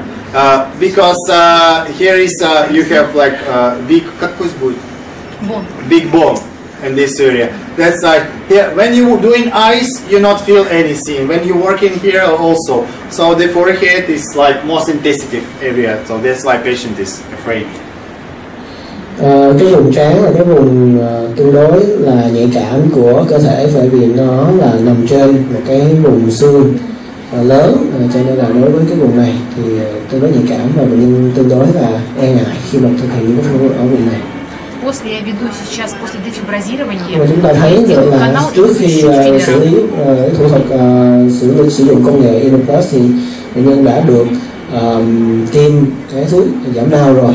Và trong khi làm thì có cái vấn đề gì đâu xảy ra thì trong cái cannula này nó cũng đã được gắn với là cái bên tiêm có thuốc tê rồi, cho nên là khi mà xử lý như vậy, nếu như mà bệnh nhân có vấn đề, bất kỳ vấn đề nào đau hoặc là nóng nhiều chẳng hạn thì cứ nói cho bác sĩ để bác sĩ có thể là bổ sung thêm cái thuốc tê vào cái vị trí đang xử lý. So first, one more time. First, now she make defibrozin area. Second step, she will make the channel, and now she going to make the channel. Ты уже сделала канал? Сейчас буду канал. Now the doctor going to make the channel. It's second step. Where is my translator? Đây sau khi mà đã xử lý cái sẹo xơ rồi thì cái bước kế tiếp là sẽ tạo ra cái đường hầm cho bệnh nhân này. So after the making the channel, like you saw in the video, she will put some filler inside, but filler will stay in the area that she going to put, that it will not go anywhere else. And it will stay like half time longer that it should stay in usual time, and will be much more better effect. You will see that now. Như vậy thì sau khi thiết lập một cái đường hầm ở phía dưới da thì chúng ta bác sĩ Elena sẽ tiêm filler vào trong cái đường hầm đó để giữ cái tác dụng. In this case, when you working with INNOPLUS, she don't need many filler. It's only сколько ты собираешься вести? 0.2. For these big wrinkles, the doctor will use only 0.2 quantity. Đối với bệnh nhân này và sử dụng kèm theo công nghệ INNOPLUS thì cái lượng filler cho cái nếp nhăn lớn như thế này thì cũng không có sử dụng cái lượng quá lớn như là bình thường nữa, là chúng ta sử dụng 0.2 ml cho cái vết nhăn này thôi, cho cả cái vết nhăn này. 0.2. Only little, 0.2. So many, it's not many quantity, and you have to understand it's possible only because of INNOPLUS you work it and you made the channel. Потом я буду делать глаза, потом я буду делать носогуб. Наверное, сейчас покажу, наверное, глаза. Вниз буду спускаться. Next step, Dr. Elena going to show you effect on the eyes. So she going to work with eyes. Kế đến bác sĩ Elena sẽ động lên cái vùng mắt và chúng ta sẽ được thấy được cái thủ thuật này của bác sĩ Elena khi mà thao tác trên cái vùng mắt. Và chúng ta cũng lúc nào cũng khuyến cáo với khách hàng và bệnh nhân, nếu như có vấn đề gì bất thường, nếu cảm thấy có vấn đề gì khó chịu trong người chẳng hạn, thì lúc nào cũng phải nghe được thông báo với bác sĩ. Ví dụ như đau nhiều quá hay là cảm thấy nóng rát nhiều quá, hoặc là những cái dấu hiệu khác, ví dụ như là nhức đầu, chóng mặt chẳng hạn, thì lúc nào cũng phải thông báo với bác sĩ. For the eyes, dosage produced special cannula is 23G. Đối với vùng mắt thì chúng ta sẽ sử dụng cannula với kích thước là 23G để mà xử lý. У пациентки была блефаропластика. This patient had blepharoplastic, so she had this small scar here.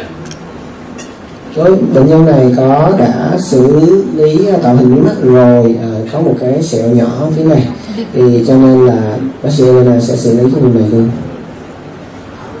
Будет хороший эффект и на рубец, и на кожу мы работаем. And Dr. Elena say that it will be very good effect, and for this scar, and for the skin lifting also. So this effect will be twice more stronger for this patient. Và bác sĩ Elena nói là cái thủ thuật này rất là hiệu quả đối với cái vết sẹo này, và nó sẽ làm cho cái vấn đề là được nâng lên của trẻ hóa của cái vùng mí mắt này sẽ được cải thiện rất là nhiều, và có thể gấp đôi gấp 3 lần so với bình thường. Now we change parameter of inner field for the 2 MHz because we going to do the lifting effect and put the level 3 because INNOPLUS very strong. Yes. Bây giờ chúng ta đã chuyển vào một cái chế độ khác là chế độ 2 MHz và mức là mức 3 cho để điều trị vùng này. Could somebody ask her, does she feel warm? Xin chị đứng kế bên hỏi là cô có cảm thấy nóng hay ấm gì không ở vùng mắt? Hơi nóng một tí. Yeah.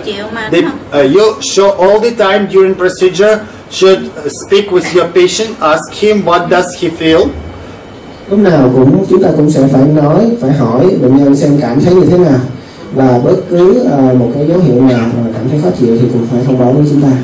In normal case, she should feel warming, not pain, warming.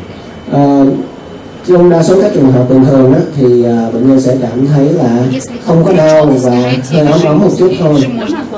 В зависимости от Сейчас же не руку постановку делаем, мы показываем. хотел доктор попробовать. Ну, да, попробуй. Потом, наверное, потом попробую. Вот ты на фиброзе покажешь, на глазах не надо. Сейчас мы работаем над рубцом, на лифтинг. Сейчас работаю. Now the doctor working and making the lifting effect. Не в рубце, над рубцом. She working. She not working now with the scar. She working with lifting. Later she will show how to work with scar also. Bây giờ là bác sĩ đang làm việc với cái tác dụng là phải nâng được cái mí mắt lên cho nó trẻ, mắt to hơn, và sau đó thì khi nào bác sĩ xử lý cái vết sẹo thì bác sĩ sẽ thông báo.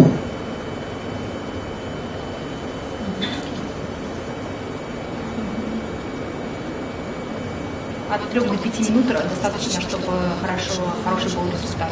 To make good effect, you have to work only 3-5 minutes for one eye.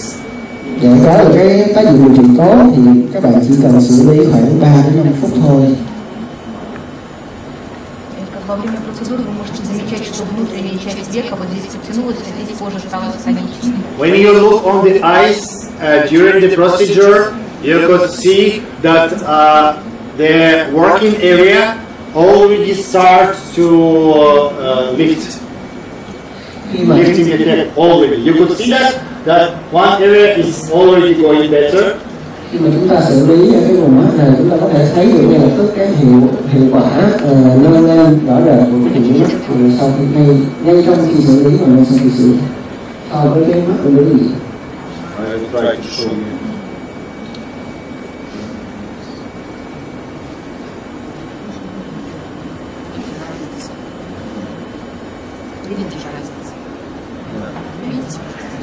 You could see the difference here from these ones already making the lifting effect.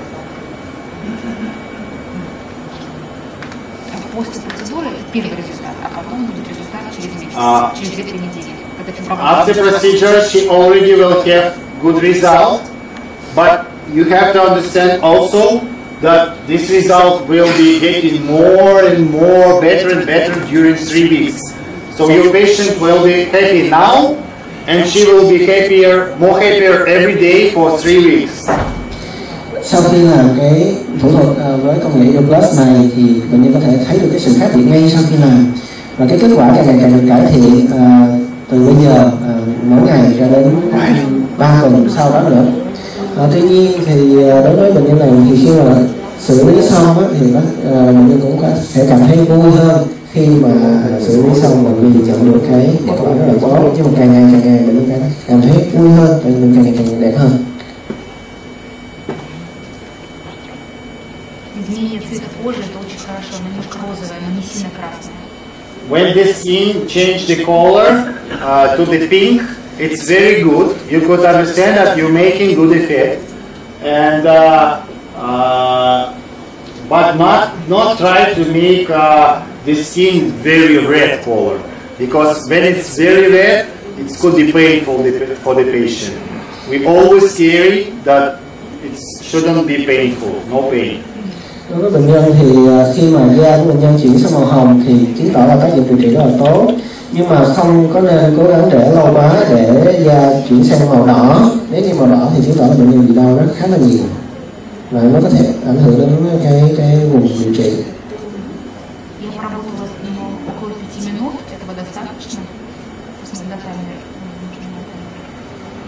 The doctor was working on this area around 5 minutes, so that's enough. It will be very good effect. 5 phút là đủ cho một bên mắt. And now she's going to work with the scar after blepharoplasty here. So she up the cannula and start to defibrosing this area. The scar based in the dermis, да, больше? Scar based in a little in hypodermis and inside of dermis. So you have to up the cannula and make like massage from inside of the skin of this scar.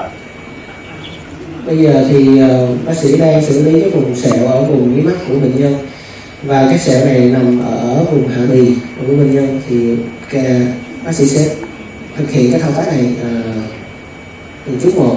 And don't forget please that working area only the tip of the cannula. So when you're working, it's working only the tip. It's not working all cannula. Everything else covered with silicone. Và chúng ta cũng nhớ là cái vùng hoạt động của cái cannula là cái vùng đầu của cái cannula, chỉ có vùng đầu nó mới có tác dụng RF thôi. Cho nên là khi mà chúng ta xử lý thì cái vùng đầu sẽ là cái vị trí mũi nhọn để mà xử lý cái vùng sẹo này. When the scar is the same color of like is the skin pink, it means that you made effect. Because before the scar was white, the old color of skin was pink, but scar was white.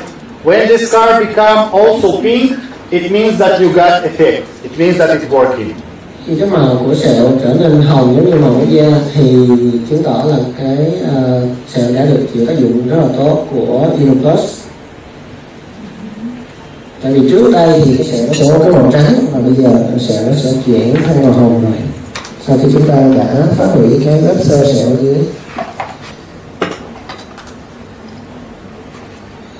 Сейчас мы опять сделаем чуть-чуть анестезии, чтобы зайти к канюле. Анестезию не разведенную. Now from the other side, we put just a little anesthetic just to make the hole for the patient. You have always remember, as more anesthetic you put inside of the patient, it will be more swelling. So do not try to put many anesthetic, just a little to make the hole. Bây giờ chúng ta tiến hành điều trị cái mắt bên kia, thì nhớ là chúng ta sẽ lúc đầu chỉ tiêm một cái lượng nhỏ thuốc tê vào thôi để có cái lỗ đi vào, và khi mà chúng ta sử dụng càng nhiều thuốc tê thì bệnh nhân sẽ càng bị sưng phù nhiều hơn, cho nên là cố gắng sử dụng ít thuốc tê thôi sẽ có tác dụng sẽ tốt hơn. This anesthetic is mixed with saline. So it's 1 ml of lidocaine with 4 ml of saline solution. Cái hỗn hợp thuốc tê này là một cái hỗn hợp được trộn lẫn 4 ml nước muối xử lý, nước muối dùng để tuyên truyền đó, với lại 1 ml lidocaine 200.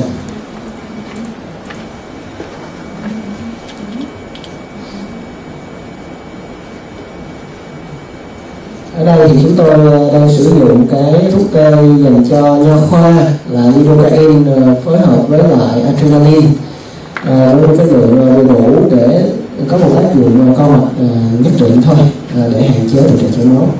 Nhưng mà nếu như không có cái thuốc tê này thì các bạn cũng có thể sử dụng thuốc tê lidocaine bình thường cũng được, cái ống dưỡng tinh bình thường. Còn chúng tôi đang xử lý bằng cái thuốc tê nha khoa. Nó có cái dạng ống nó có piston ở bên trong để chúng ta có một cái cây súng để mà chúng ta xử lý dụng cái thuốc tê này. Когда я иду назад, я делаю прокручиваю движение только иду назад. Когда я делаю вперед, чтобы прыгать, когда я только назад. When she moving, she using the technique that you could see everywhere in the protocols now, that when she inserting back the cannula, she is moving like a mixer, like this one. When she going inside, she just going in one side, one direction, to not damage the skin inside. These techniques you could see in instructions of the INNOPLUS when you buy it. Đây là cái kỹ thuật xử lý trong khi ở phía dưới cái lớp da của bệnh nhân, để sử dụng cái cannula này xoay tròn như thế để có tác dụng điều trị đều khắp cái vùng điều trị luôn. Chúng ta có thể được hướng dẫn cụ thể khi mà chúng ta mua cái hệ thống INNOPLUS này ở trong cái tài liệu.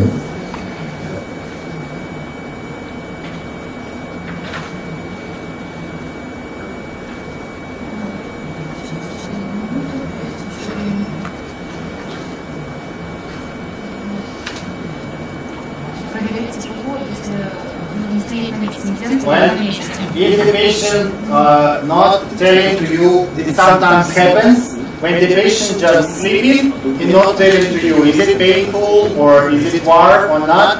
You always put the finger to the skin, and you could feel the warm. If you're feeling the warm, that it's okay. It means that it's okay. Nếu như bệnh nhân không có thông báo gì với tất cả các bạn về cái tình trạng da của mình thì có thể bệnh nhân không cảm thấy gì, hoặc là bệnh nhân có thể là đang ngủ. Để biết được cái tình trạng da của bệnh nhân có đang nóng hay gì không thì các bạn có thể sử dụng cái tay của mình để đặt lên cái vùng điều trị để cảm giác được cái nhiệt độ của nó như thế nào. Tuy nhiên thì tôi cũng nên khuyến cáo các bạn là lúc nào cũng nên hỏi, cố gắng cái việc đó mình là phải làm phiền bệnh nhân thôi. Chứ mình không nên để bệnh nhân im như thế. Mình không biết, nếu như bệnh nhân im như thế thì mình không biết được cái vấn đề xảy ra của bệnh nhân là cái gì. Mình phải hỏi, phải vài phút chúng ta hỏi rồi.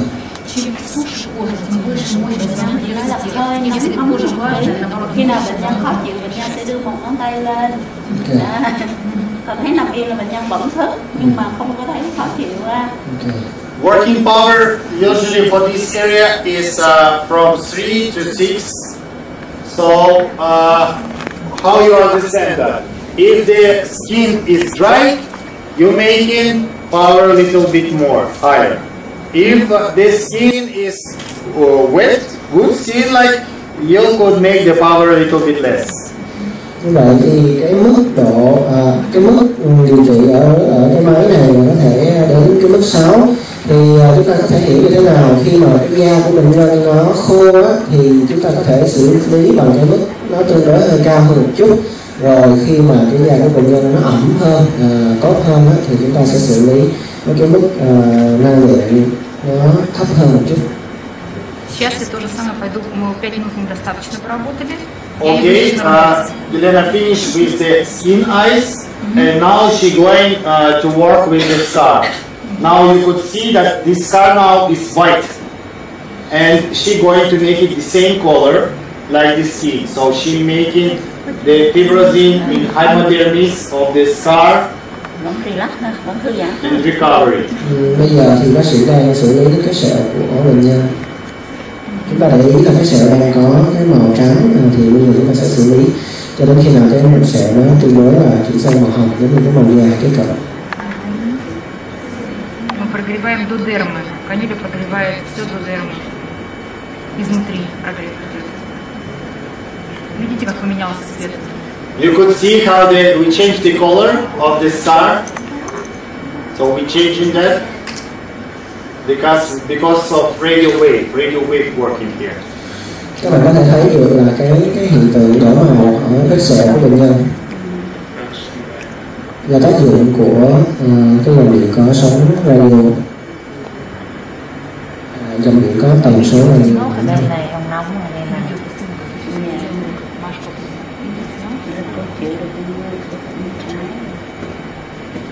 Окей. Сейчас я покажу, как работать с носогубной складкой. И немножко вот с переносим, наверное, все-таки еще переносе сделаем. She finished with eyes, upper eyes. Now she wants to work a little with nose area to make small border. It will be effective here.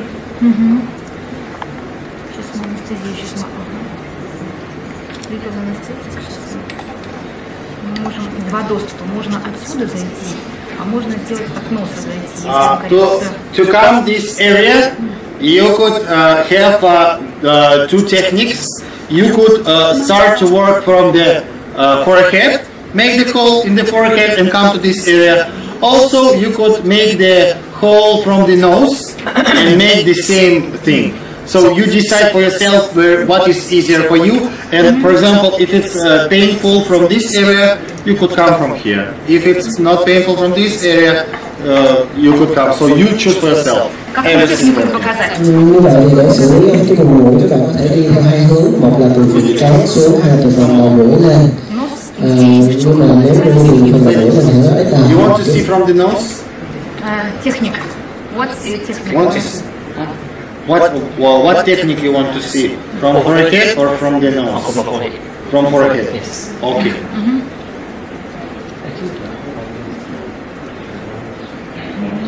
Yes, she will show it. Now her idea to make the border in this area, to make it like European nose. Yes, make it high. Now what she going to do? She will make the channel here, and when the channel will be done, she could put some filler, and it will not go down. It will stay in this area, and she will get the nose. Như vậy là để nâng cái số lượng của cô này lên thì chúng ta sẽ xử lý từ phần trán như đã được yêu cầu. Thì bây giờ chúng ta sẽ xử lý để có một cái kênh ở phía dưới da, và sau đó khi mà tiêm cái filler vào thì filler sẽ giữ được ở đó rất là tốt. So these wrinkles in this area, it show us that there fibrosis inside. So now the doctor destroyed that fibrosis, so the wrinkles will gone. But doctor wants not only wrinkles will gone. She wants to make the nose little bit up here in this area. But now she's going to do the channel. So after that she made the channel, she will put some filler and it will stay in this area. It will be like this. It will be something like this, right? Đối với bệnh này thì một cái này đã được xử lý giải những cái vết nhăn, 6 những cái vết nhăn rồi, nhưng mà bác sĩ vẫn có muốn thêm là muốn cho mũi của mình cao hơn thì như thế này. Thì khi mà xử lý, sau khi xử lý để mà có được những cái kênh ở phía da thì bác sĩ sẽ tiêm cái filler vào và filler nó sẽ giữ được ở phía dưới.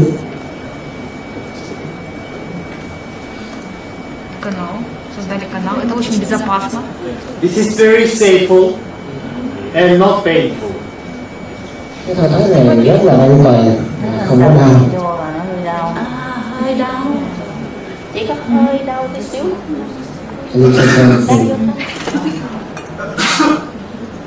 Сейчас я уже после создания канала ложусь вверх. After she made the channel, now she's going to put some filler in this area. Bây giờ bác sĩ sẽ tiêm filler vào.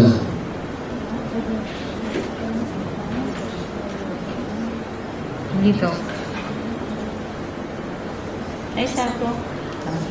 Bình thường thôi. 0.2 тоже. Also, you don't need many filler here. Only 0.2 of milliliter. Chúng ta sẽ sử dụng chỉ khoảng 0.2 ml filler cho số mũi của con này thôi.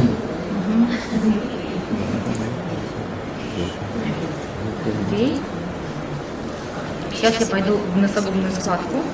Сейчас мы пойдем, будем делать носогубную складку.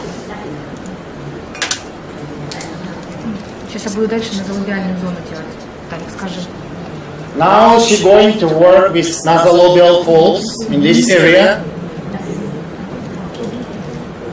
Пусть камеру ниже поставит, камеру пониже поставит. Камеру пониже пусть поставит. Put the camera a little bit lower. Xin chuyển camera xuống thấp một chút xíu để chúng ta có thể thấy được rõ hơn. Đúng rồi, có. Cầm máy để chỉnh máy đây.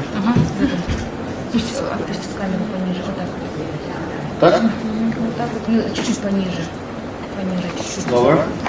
I mean not down. I mean to get this video on this area. Можно сделать видите, Мона Лиза техника. Сейчас я покажу технику Мона Лиза.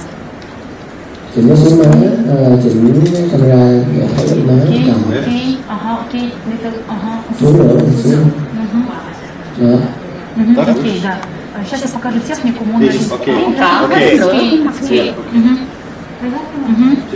Now the doctors are going to show you the new technique that calls Mona Lisa. Đau cơ. Tại vì đang vô tay. Sẽ hướng dẫn một cái kỹ thuật mới là Mona Lisa.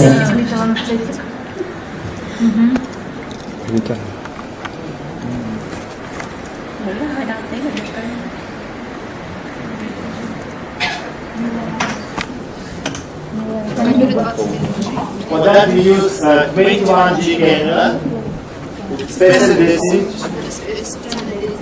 Yes, it's special for the face. Chúng ta sử dụng cái Canon 21G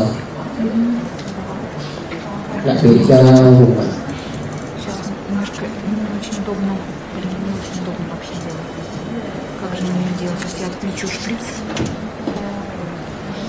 Да потому что неудобно. Она лежит в туалете, очень неудобно.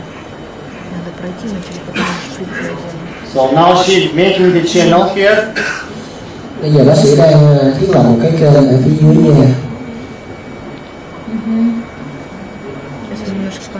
Если есть болезнь, можно. What does she feel? Does she feel? Это анестетик. She feels painful. And it, okay. Сейчас я чуть-чуть анестетик добавлю, чуть-чуть. Окей, анестетик. Đấy, xíu nữa. Yes. Cô báu ấy, con bắp ba. Đúng rồi, cô báu bắp ba. Don't worry.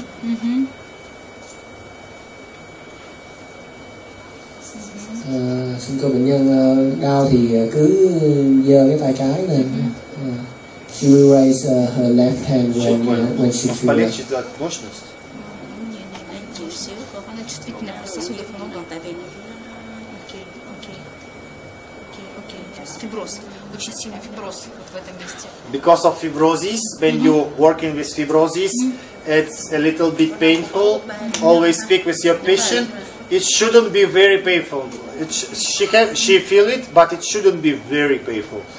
Vì cái thao tác phá bỏ những cái sẹo sơn ở phía dưới da này nó tương đối là đau, nhưng mà nó cũng không đau quá đâu. Nếu như cảm thấy đau quá thì phải thông báo với bác sĩ. Yes, if that's painful, you could put little bit more lidocaine.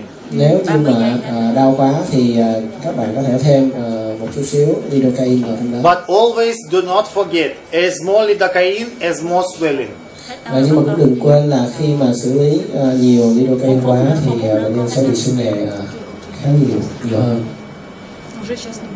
She will raise her left hand when she feel uncomfortable. Okay. Вот сейчас мы делаем немножко канал. Okay, fibrosis is destroyed. Now she making the channel, and now it's not painful because we destroy fibrosis. Sau khi đã phá hủy những cái sơ rồi thì bây giờ nó không còn đau nữa. После фиброзирования совокупная складка стала намного меньше. Сейчас посмотреть на правой и на левой стороне. Вот посмотреть правая и левая сторона, у нее стала разная после фиброзирования. Пока я сейчас не водила филлер, пока мы просто. Now the doctor say that it's not really good. You could see from the video, but this area after defibrozin is different than that one area, and it's no filler now. It just made defibrozin. Bác sĩ nói là đối với cô này thì sau khi đã bóc tách được những cái phần sơ dính rồi thì cái tác dụng thấy mặc dù không có tiêm filler thì tác dụng đã thấy rất là rõ ràng ở hai bên. Филлера не надо, надо чуть-чуть филлера. It's little filler. And after INNOPLUS, you don't need filler much. How much you? Camera up. Sorry. Camera chỉnh up. Lên trước lên. Nose. Окей, вот так, окей.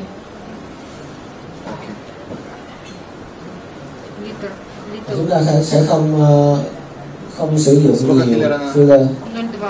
0,2 на каждую сторону. И вот Only 0.2. You need not so much. Only 0.2. Важно проложить филлер вот в этом месте. Very important to put filler. Very important to put filler in this area here. Oh, sorry. This area. Yes. Như vậy là rất quan trọng để And if you put filler here a little, you will have effect Mona Lisa. That when she's speaking, it will be like little smiling, and it's very pleasure. Chúng ta xử lý chính xác filler ở ngay vị trí được chỉ và như thế thì sẽ có tác dụng của Mona Lisa. Now the corner of her mouth is little bit up. Như vậy khi mà xử lý chính xác cái filler ở điểm đó thì cái khóe miệng, cái góc miệng nó sẽ được nâng lên một chút xíu. Và như thế thì cái nụ cười nó sẽ patient now is not smiling. She just laying, but it's like little bit. Nhưng mà bây giờ thì bệnh nhân không có cười chút nào. Сейчас то же самое мы сделаем с другой стороны. Так, мы иголку-то забрал? Cái kỹ thuật này thì ông Valentine ông nói là đây cái kỹ thuật của nụ cười Mona Lisa. Tí một tí mà không cười nhưng mà cái môi nó vẫn có cái gì hết. Im ngay cái khóe miệng ngay phía dưới một chút xíu thì nó sẽ đẩy cái góc miệng lên. Cái kỹ thuật này nó làm cho nụ cười nó tự nhiên hơn và nó nhẹ. Сейчас то же самое, надо вот у возрастных пациентов не хватает объема именно больше вот здесь. You see, еще раз так сделать. You see when it's like this type of patient, like the wrinkle goes down. So when you making the Mona Lisa them, it's very good effect. It's very like it. Với bệnh nhân này thì chúng ta thấy được cái khóe miệng nó đang đi xuống. A little anesthetic when you're doing the whole. Thì khi mà chúng ta thực hiện cái kỹ thuật nụ cười Mona Lisa này, cái khóe miệng nó sẽ đi lên.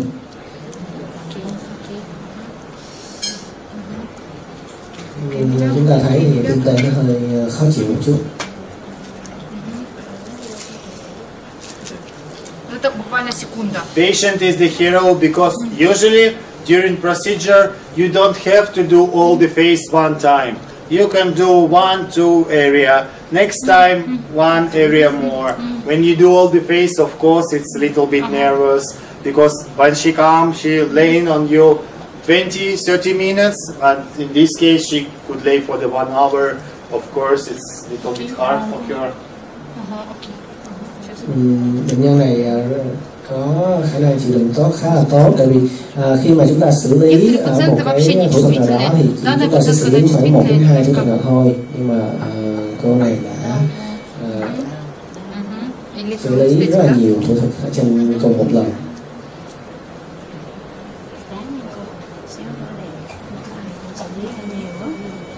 Некоторые пациенты вообще не чувствительные. Эта пациентка у нас сегодня более чувствительная. Есть пациенты, которые менее чувствительные. Some patients laying and not feel anything, just sleeping. Some patients feeling more. Also, when it's ladies that you have all the time asking about critical days, that if it's critical days, it's more painful and more blood could be. So you have to be more dangerous. It's possible to do in this period, but you should be more careful because it's more synthetic in this time. You understand? When it's like critical days in the on the ladies when they have it's the doctor should all the time ask Như tôi đã khuyến cáo lúc nãy là chúng ta lúc nào cũng hỏi về bệnh nhân về cái cảm giác của mình.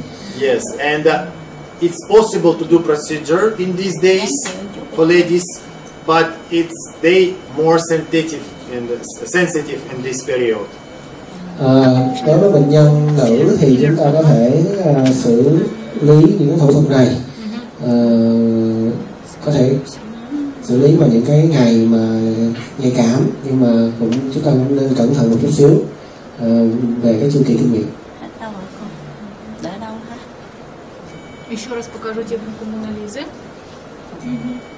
Now she's making the other side, so she's making her smiling. Cảm thấy sao con? Đỡ đau nha. Yeah, Bây giờ thì vô là bệnh nhân cảm thấy đỡ đau. Yên tâm ha, không sao hả? Постпроцедурном креме. После мы с пациенткой закончили. Пациентка настоящий герой. Сейчас мы помажем постпроцедурным кремом. Do not forget all the time use the cream after procedure. Nên sử dụng lúc nào cũng nên sử dụng thoa một xíu kem ngay sau khi thủ thuật, nó sẽ tốt hơn.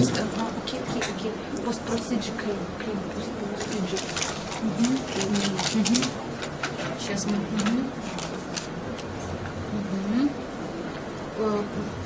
Можно использовать холодовую маску какую-нибудь восстанавливающую. Also, after procedure, you could put some frozen mask. Also good. Sau thủ thuật thì các bạn cũng có thể nên đắp một những cái mặt nạ làm lạnh chút xíu, nó sẽ tốt hơn cho bệnh nhân. Chúng ta có thể sử dụng cái gel để sát khuẩn cũng được.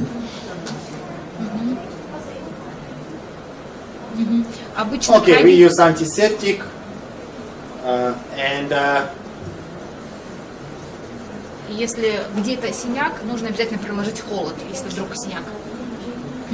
If you have somewhere blood, like edema, you just put freeze, ice, just simple ice, and it's one процедурный крем. Окей. Можно такой на рану? Да, repair крем. Да, окей, repairing крем. Пост-крем. Пост-процедure крем. Lidl. И GF фактор, там, с эпидермальным фактором роста. Очень хорошо. Yeah, the patient is a hero. Это good крем, вот этот генозис СРП. Можно сказать, генозис СРП. Ну ладно. Ну почему рекламировать их? Что ты не хочешь? А это же не реклама. Они продают эти крема. Good крем, very good крем this one. It's very effective.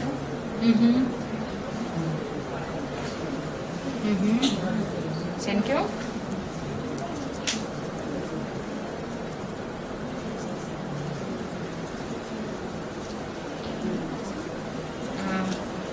Все. Okay, sit down, please.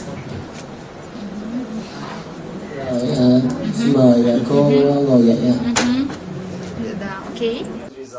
So, two days, it could be a little bit swelling. You have to tell the patient. After 2 days, she will have the fine, good effect. And then effect will be increased for 3 weeks. All the time increase. Như vậy là bệnh nhân khi mà về sẽ có một chút xíu sưng nề lên một chút xíu.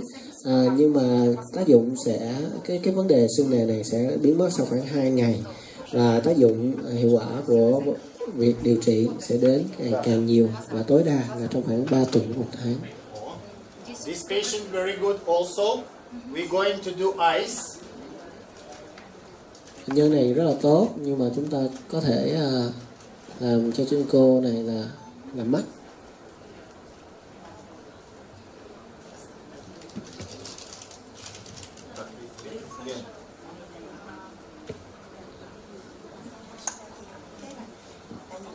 Okay.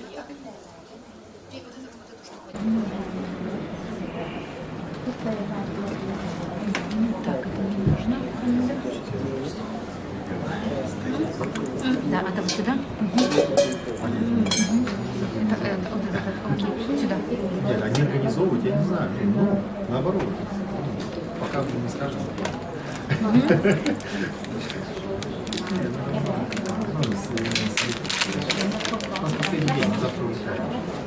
Да, вам повезло. А вы где базируетесь? В Москве. А, ну так. В институте. Рядом. Ир, скажи об этом, давай что-нибудь говори уже. Сейчас мы готовим.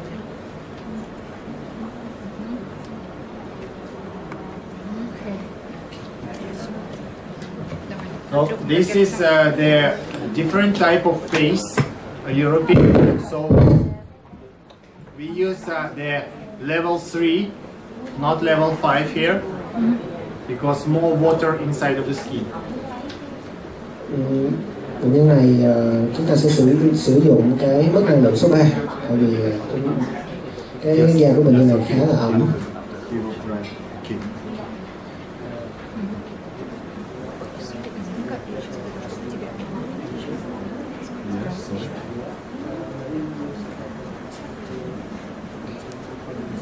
Чуть-чуть. На лидокаине же нормально, да?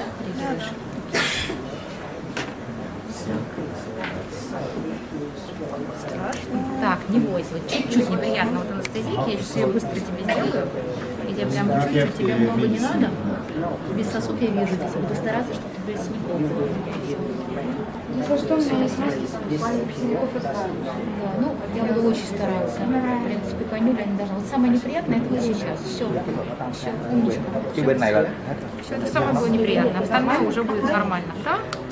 Поэтому я тебе говорю, это больше страшно, чем на самом деле. Когда я да, это вот, я на этой процедуре на самом деле спала. Мне когда делали, я правда была уставшая уже, но я легла, я просто заснула. Меня будили просто. Говорят, Лена, ты чего? А я сплю, значит, так хорошо. Ну просто я же спокойна была. Да, и, кстати, вас узнали. Как вы знаете, В Москве у меня многие знают, да. Ну как бы вот мы как раз вот все врачи, If we stay before, и машину ты знаешь. so the effect, Только вот сказали, выслушать только один раз. INNOPLUS is good, один раз в год. Но это лечение. Нет, это радиоволна проверена 100%. Никакой памяти не будет. И это уже 100%, потому что радиоволна, она очень безопасна. Есть разная радиоволна. Эта радиоволна, она очень маленькая температура, там 47 градусов свой нагрев. Вообще ни о чем. so you will not have double crease again. The eyes down. Also, she was working in the upper eyes area with this patient. She chose the parameter powerful is number 3. She working with dark circle and ibex first. Bác sĩ đang làm việc với cái quầng dưới của mắt và chúng ta đang sử dụng cái mức năng lượng số 3. Нужно прогреть именно внутреннюю часть глаза. Очень важно в реактивных кругах. Inside part of inner side. Okay, you have to warm first of all inside part of your eye, all the eyes. Cái đầu dây đó. Прям один в пол и ушел в нижнюю часть. Это самая легкая техника. This is very easy, not painful. Patient just единственное, stay. что нужно крутить только обратно. Нельзя идти крутить вперед. Don't forget that you're moving the needle on the way back. Chúng ta nên nhớ là chúng ta sẽ di chuyển cái cannula vòng quanh và lui lại để nó sẽ có tác dụng tốt hơn. Chứ cái này vô tín hiệu rồi.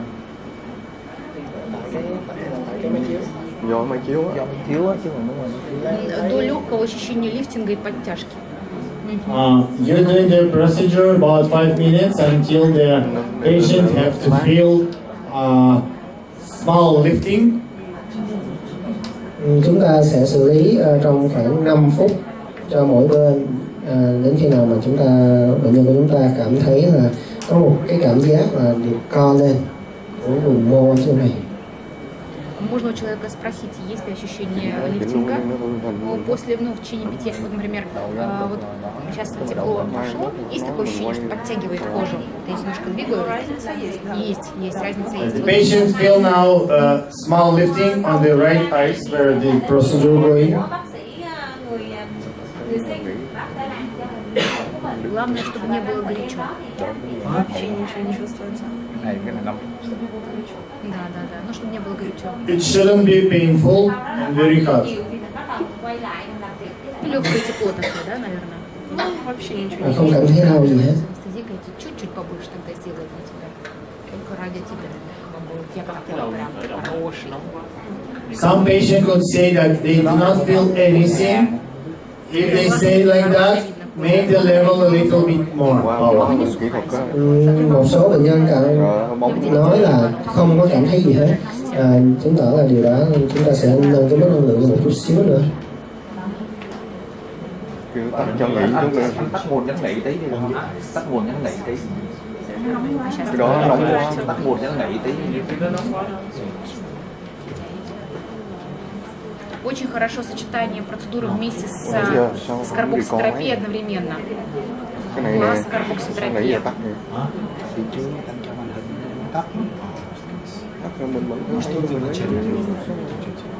Где четкие?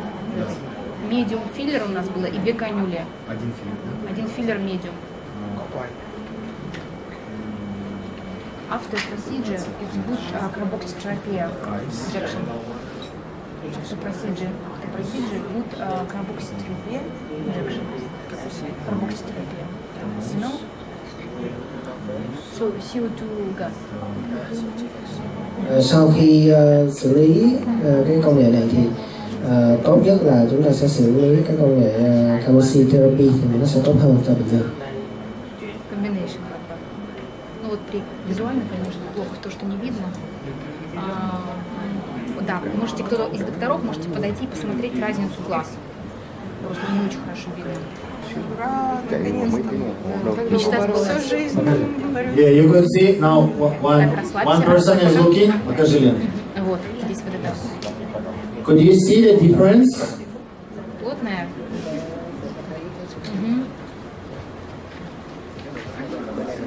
Так. Вот такой эффект. Эффект такой лифтинга. Вот здесь эффект. I'm closer. Close, look okay. It's one puncture.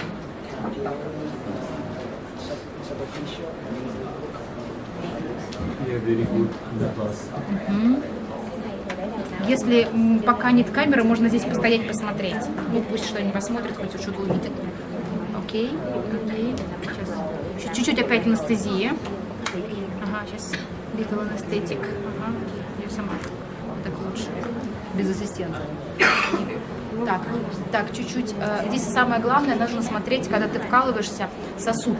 Потому что вот здесь у пациента, например, вон крупные сосуды. When you're going to make the injection, please check the capillary network to not have blood. So be careful, please. Чуть-чуть будет болезненно, чуть-чуть больно. Чуть-чуть потерпи, прям капельку. Сейчас я прям показываю, как вот между сосудами вколоть. Окей.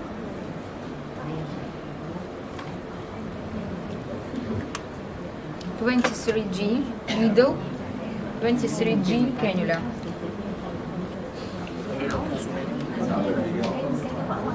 Найти главное теперь вколола. Хорошо. You have to use cannula, and it doesn't matter of capillary problem. But I mean that all the time we use to the eyes 23G.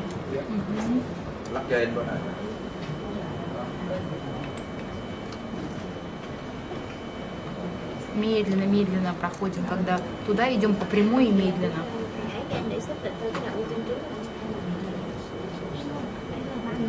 Ага, сейчас я буду медленно идти. Ага.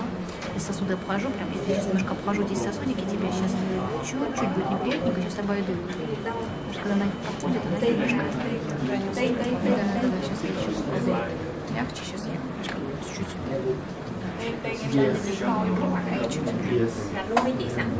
Не больно? Поменяем сейчас направление. Сейчас пройдем вот прям секундочку. Прям такой капиллярчик маленький. О, прошли, все. Вот так нормально уже. Она все равно их не заденет, она просто когда проходит мимо них, ну она тупая и силиконовая. Когда она проходит, она все тянет за собой, так как я еще доставила только на пол. Вот такой, да. Это знаешь, что там все-таки четвертый.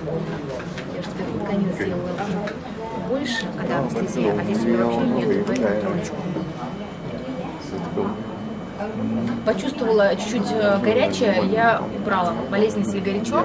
So you all the time have to check, ask the patient, and if it's painful, make it little bit less power. Anh thử ở cái dây cái HDMI luôn. Anh cho cái dây HDMI ra anh thử. Так хорошо? Đó vừa rồi đó. Медленно. Тогда 1 минуту мы стоим на месте, смотрим, какая температура. Виталий. 1 минуту стоим, потом начинаем только двигаться. Еще раз. To check the temperature. Ага. Все, картинка. Исцеляться тогда уже все, да? Виталий, не забывай.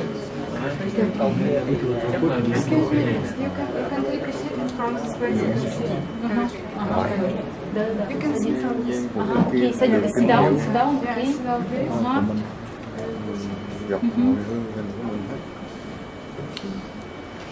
Одну минуту мы стоим на месте около угла глаза. 1 минуту. 1 minute we working on the same place, close to the eyes corner. Смотрим температуру, подбираем температуру. Choosing the right temperature. Минимум 3, еще раз максимум 5. Minimum 3, the maximum is 5, 6. Сейчас я работаю на 3. Đối với cô này thì cái vấn đề quan trọng của cô đó là thâm quầng của mí mắt, thì chúng ta sẽ sử dụng cái mức năng lượng thấp nhất là 3, có thể tăng lên đến 4, 5. Và da càng ẩm thì chúng ta sẽ sử dụng cái mức năng lượng nó sẽ hơi thấp hơn một chút. Now the doctor working on the 3 level. Bây giờ bác sĩ đang xử lý bằng cái mức năng lượng số 3. Где-то 1 минуту двигаемся назад, и где-то через каждую минуту где-то от 3 до 5 миллиметров двигаемся назад. 1 минуту работаем и возвращаемся. Each minute takes about 2-3 millimeter area. Потом стоим минуту. You will try next. Следующую модель он будет.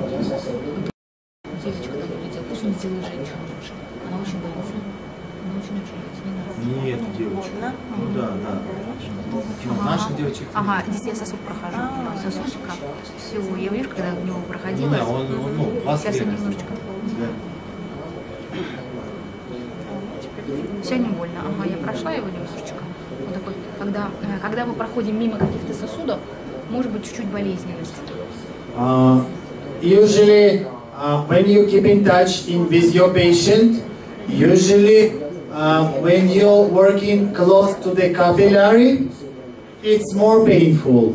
So when the patient say you're all painful, you also have to understand that its capillary is close, and be careful also you too, because if you will destroy the capillary, it could be blood. So if it's very painful, just be taking easy little, go around, just to not destroy capillary. So the patient also help you to do work better.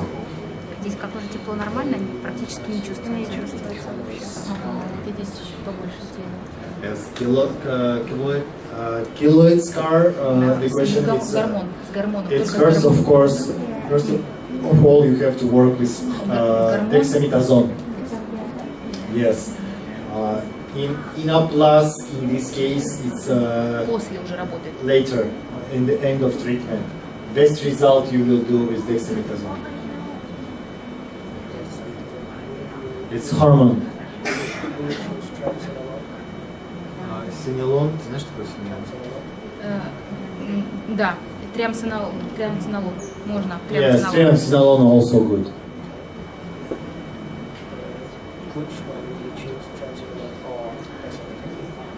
А что лучше, дексаметазон или триамциnolone? Значит, если активность килоида сильная, триамциnolone в начале. Если активность килоида уже очень много лет, и она не растет, то дексаметазон с фторурацилом лучше. Он не дает атрофии кожи. Понятно?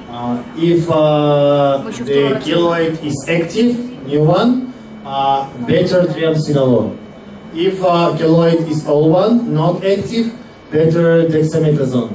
Because dexamethasone is not give you atrophy.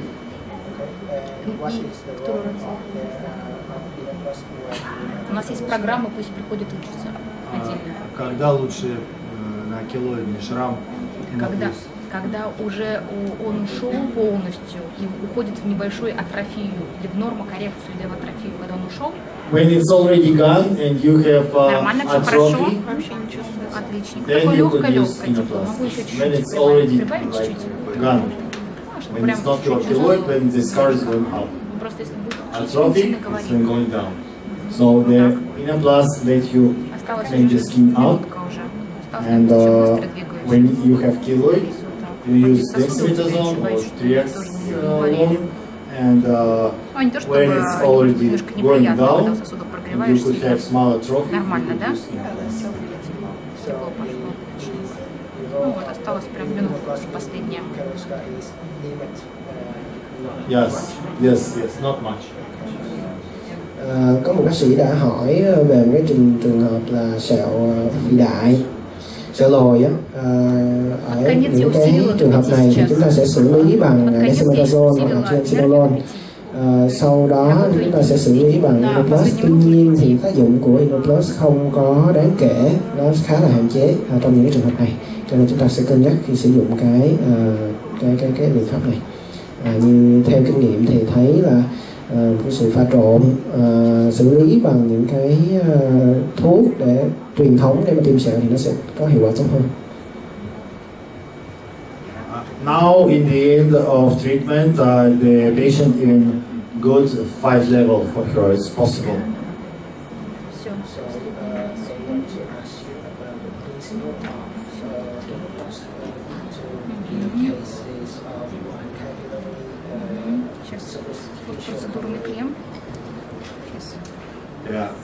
Yeah, those produced special needle pen that you could put on the pen small needle for the veins and capillary. We was showing you the video.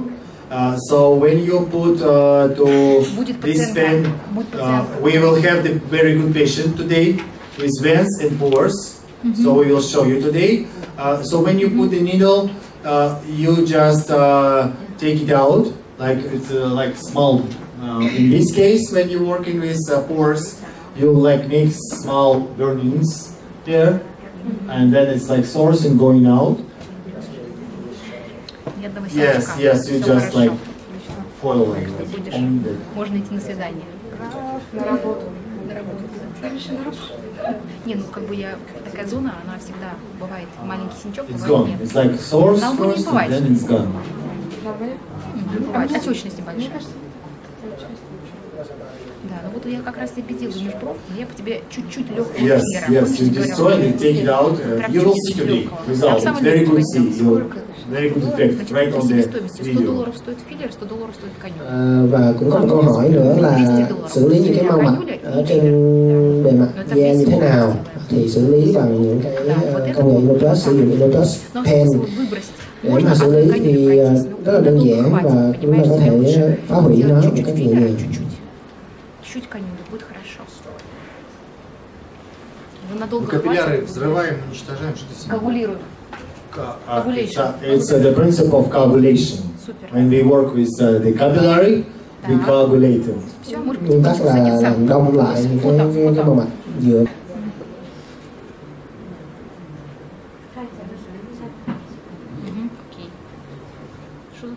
Темно просто, свет. Зачем уже понять? Я кофе выпил, мне так колбасит. Уголь выпить.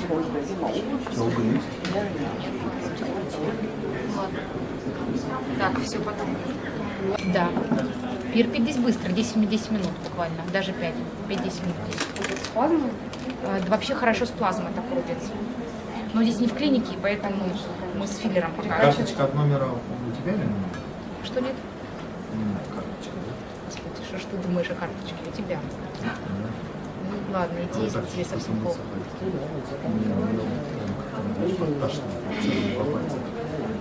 Может, ты не съел? Не, кофе выпил. Ну иди вниз, конечно. Я не привыкла вообще кофе пить, а тут меня...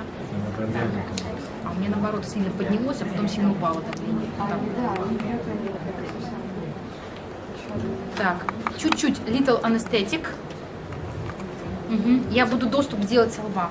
The forehead function. So she will show the technique from the forehead. She will now put little anesthetic. Да. Little. 21G cannula лучше будет. Doctor use 21G cannula. Sử dụng canul kích thước 21G. Возьмем light filler, light filler. Rồi filler dạng nhẹ thôi. Light. Open. This type of filler is very good. Doctors say that usually we work on different filler in Russia. She tried these fillers first time, but very good consistency. Ở Nga thì bác sĩ sử dụng cái loại filler khác, nhưng mà ở đây bác sĩ thấy cái loại filler này rất là tốt. Поближе нельзя. Я не знаю, ты видишь этот шрам? Я не вижу его в камере. No bad quality of video, little bit bad. Он чуть-чуть видит. Вот этот вот. Yeah. Вот здесь. Yes. Now is it. The adhesions. Big adhesions. Go to cannula hypoderma.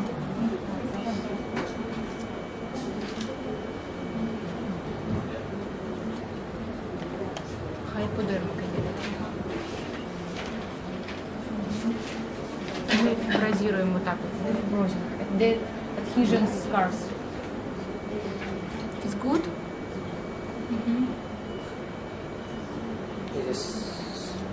Is there anything stuck on the side? Is there anything stuck on the side? Что ты можешь тетеньки использовать? Фиброзис с гиподерма. Дерма. Another color is good. Что ты будешь для тетеньки использовать? Я буду medium filler использовать. И одну канюлю? И одну канюлю, да.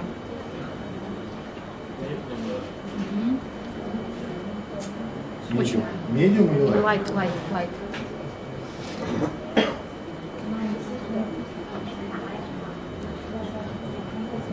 Очень важно. На 1 мегагерце можно прибавить, если побольше сделаю на 5. На 1 мегагерце. Defibrozing эффект 1 мегагерц, говорим.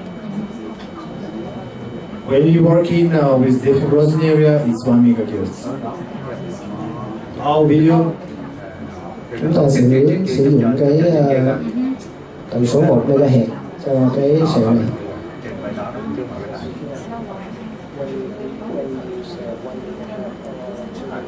One megahertz we use for defibrozing, 2 megahertz used for lifting. Chúng ta sẽ sử dụng cái tần số 1 MHz để mà chúng ta sẽ phối hợp với cái mô sẹo mô xơ ở phía dưới, còn 2 MHz là chúng ta sẽ sử dụng để nâng lên cái phần mô dưới. Another color, it's good. Another color, white and red color. Bên này thì đâu có gì đâu. Chúng ta xử lý khi mà cái sẹo nó đổi màu sang màu hồng. It's white and pink. Pink okay. Переводчик, в принципе, на всякий случай. Вы хотите уйти, да? Ну, оставьте просто. Давайте, да. Побудьте, потому что я не по-русски, не по-английски, не все понимаю. Смотрите, значит, сможете рассказать, что здесь очень важно, когда мы делаем канал, да, мы можем этот канал сделать только в гиподерме, когда есть еще рубец в дерме, нужно потом сделать иглой, но не в одну процедуру, а на следующую процедуру. Поменьше. Да, значит, смотри, вначале мы делаем, здесь я в гиподерме проработала и веду филлер, он останется рубец в дерме.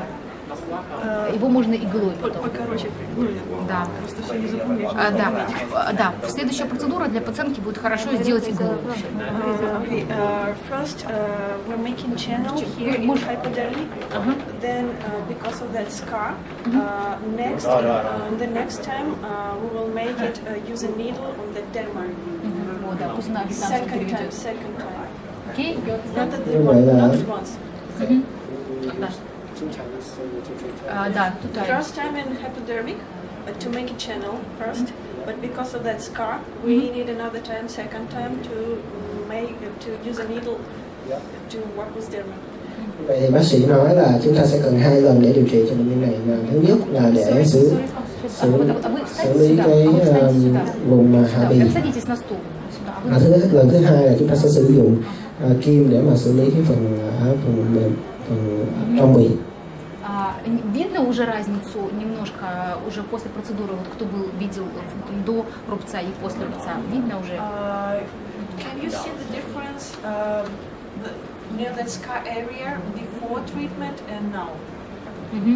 Chúng ta có thể thấy được cái sự khác biệt của cái bề mặt da ở vùng sẹo trước và sau khi hoặc là trong khi điều trị. Chúng ta thấy được cái sự thay đổi về cái màu sắc của vùng sẹo như thế này. Чтобы спайка быстро не образовалась, опять не слиплась кожа, мы вводим филлер. Not to that area not to collapse back, we inject some filler. Để cho cái tổn thương này nó không có bị dính trở lại thì chúng ta sẽ sử dụng cái filler để nâng nó lên. Но я в клинике использую аутофиллер. In the clinic they use usually autofiller. Autofiller the patient. Ở phòng khám ở nước ngoài thì chúng ta sẽ sử dụng filler tự thân từ chính bệnh nhân. PRP, auto plasma gel. Плазма gel. Значит, это после нагревания плазмы, плазму нужно нагреть, и она образуется плотное состояние. When you warm up plasma, it becomes like gel. Strong filler. Chúng ta sẽ sử dụng cái filler tự thân, cái làm đầy tự thân là hoặc là PRP hoặc là plasma gel, là chúng ta sẽ làm ấm cái huyết tương của chúng ta lên và khi đó nó sẽ cô lại. Chúng ta sẽ sử dụng cái chất đó để mà chúng ta bơm vào trong đây. Сейчас мы после введения небольшой массаж, капельку распространить препарат можно чуть-чуть. Little massage to spread it around. Sau đó chúng ta sẽ massage nhẹ nhàng cho cái filler này. Немножко еще произошла коррекция носа у пациентки.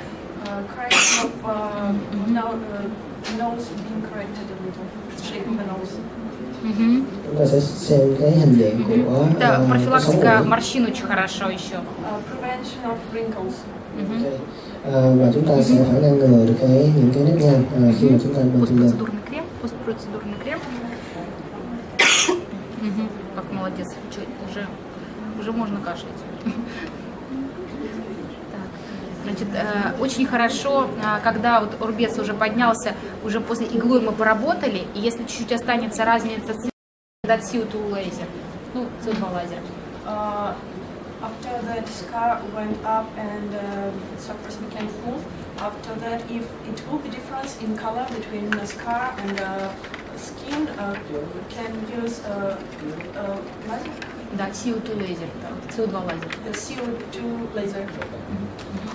Sau khi mà cái sống mũi đã được nâng lên, nó xử lý cái sẹo này như thế này rồi, thì cái màu nó có thể khác thì chúng ta có thể xử lý nhẹ nhàng bằng một cái laser CO2. Now she will work on that scar on her leg. So Bây giờ bác sĩ sẽ xử lý một cái phần sẹo ở phía chân, cho nên là mình sẽ ngồi nhẹ một chút.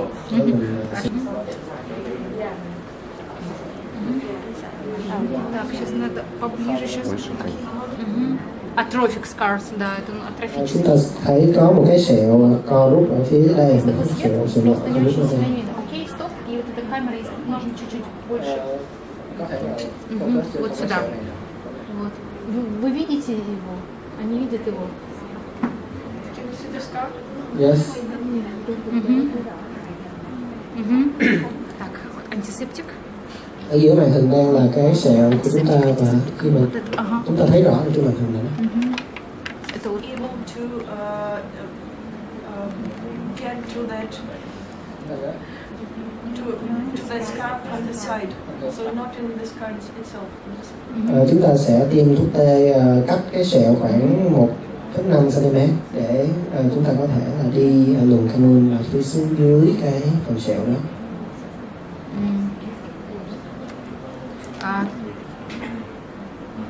Если у них, например, возможности в клинике не делать PRP, они могут использовать stem cells.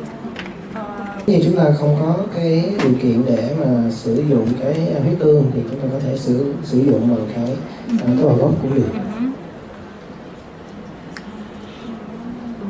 В рубцы иногда требуется больше анестезии, чем морщина.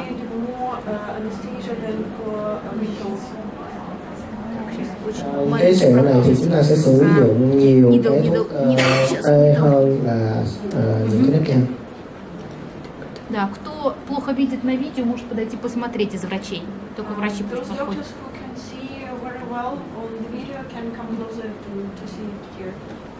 Các bác sĩ hoặc là những cái khán giả nếu như mà muốn nhìn kỹ hơn, gần hơn thì có thể đến đây để mà có thể nhìn được tận mắt. Плотная кожа очень, поэтому пришлось. Ага. Да, стараемся подойти под него с краев и cố gắng chúng ta sẽ cố gắng luồn xuống phía dưới của cái sẹo. И проходим его полностью, и сам него, и за ним обязательно нужно.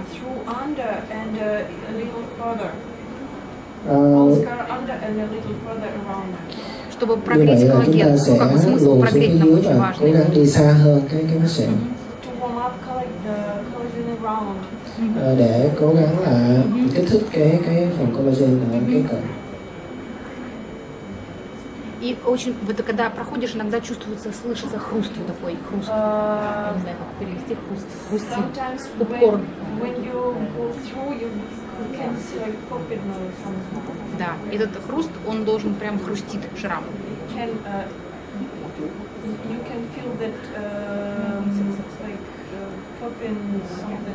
Да, попкорn, пух, попкорn. Nếu khi mà sẽ có trường hợp là khi mà chúng ta đi qua được những cái phần sẹo sơ đó, chúng ta sẽ cảm giác được cái cảm giác là bóc tách ra được cái phần sẹo đó. Здесь, если мы даже повредим немножко капилляры, это ничего страшного. Это даже, ну, как бы лучше, если бы нужно, главное, пройти его, очень, прям каждые 3-5 миллиметров мы его проходим.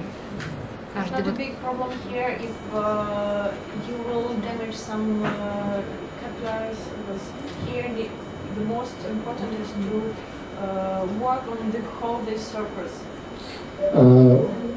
Ở đây nếu như các bạn thao tác như thế này có thể là làm tổn thương một số cái mạch máu, nhưng mà điều đó không có quan trọng. Quan trọng là chúng ta có thể là làm việc được, xử lý được cả cái phần tổn thương ở phía dưới.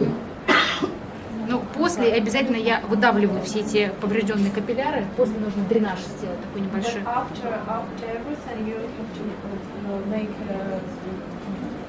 Дренаж, ну, массаж, можно сказать.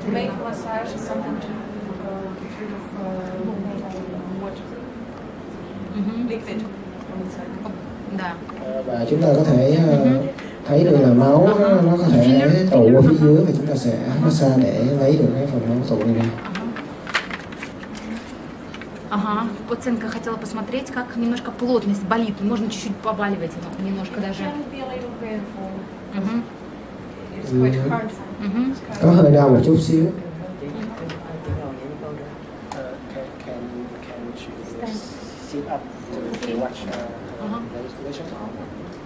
Она хочет сесть? Да, да, она хочет посмотреть. Да, да, да. Но еще, ага. Окей. После мы будем вводить. Главное, чтобы ей не хорошо все стало с ней потом. Если она чувствует себя хорошо.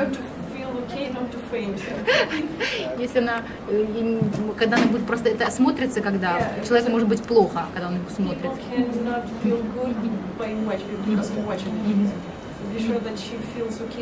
Да, если она чувствует себя хорошо, то да, пусть смотрит.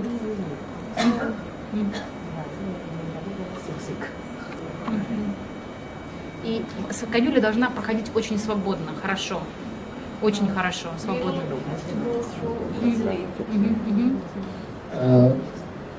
Cái canul phải được luồn ở phía dưới một cách dễ dàng, không có gặp một cái trở ngại nào hết thì mới đạt yêu cầu của xử lý của cái sẹo này. И после мы уже вводим чуть-чуть филлера. И сделаем его чуть больше. Он должен гиперкоррекция должна быть. Да. Hypercorrection. Và chúng ta sẽ chích một chút xíu filler vào trong đó, nhưng mà chúng ta phải đảm bảo là nó hơi gồ cao hơn bề mặt da thường một chút xíu để đạt hiệu quả điều trị tốt hơn. Чтобы когда она спадалась, чтобы филлер как можно дольше оставался на этом месте.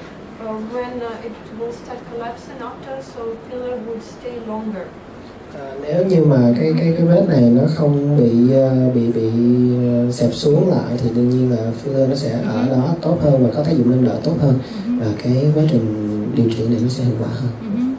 Вот он, получается, как стал больше, потом он рассосется, и кожа будет станет нормокоррекции уже. Then after swallow begun, it will be okay, it will be smooth without the bulging. Sau khi mà filler này nó tan đi thì mọi thứ sẽ trở lại bình thường, không sao hết, không có gì phải.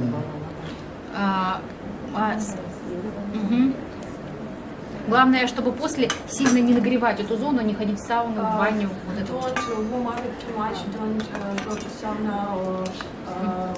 Ну, именно с филлером после нет, тебе можно. Это вот когда такие вот лечишь рубцы, чтобы они быстро не рассасывались. Потому что здесь,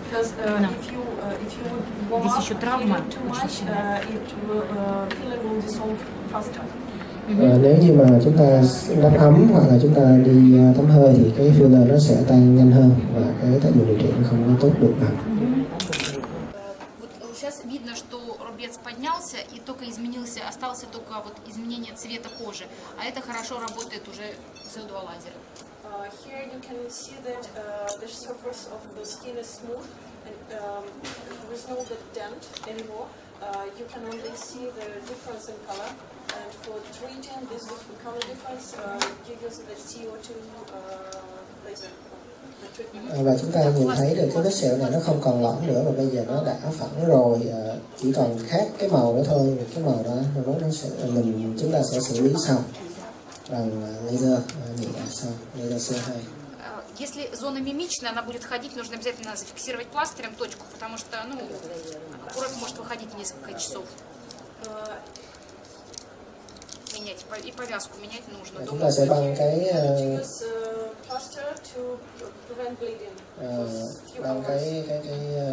vết này lại để ngừa chảy máu.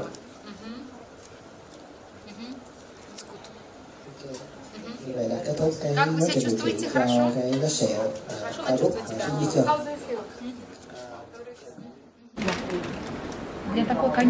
Для такой зоны нам нужно будет 21G канюля. Здесь проблема тоже межбровная морщинка и немножко морщинки на лбу.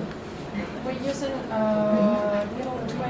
21G to cover this forehead and with wrinkles in this nose part. Chúng ta sẽ sử dụng cái canul 21G. Chúng ta sẽ điều trị cho con này. Окей, это моя анестетик, окей, вот это.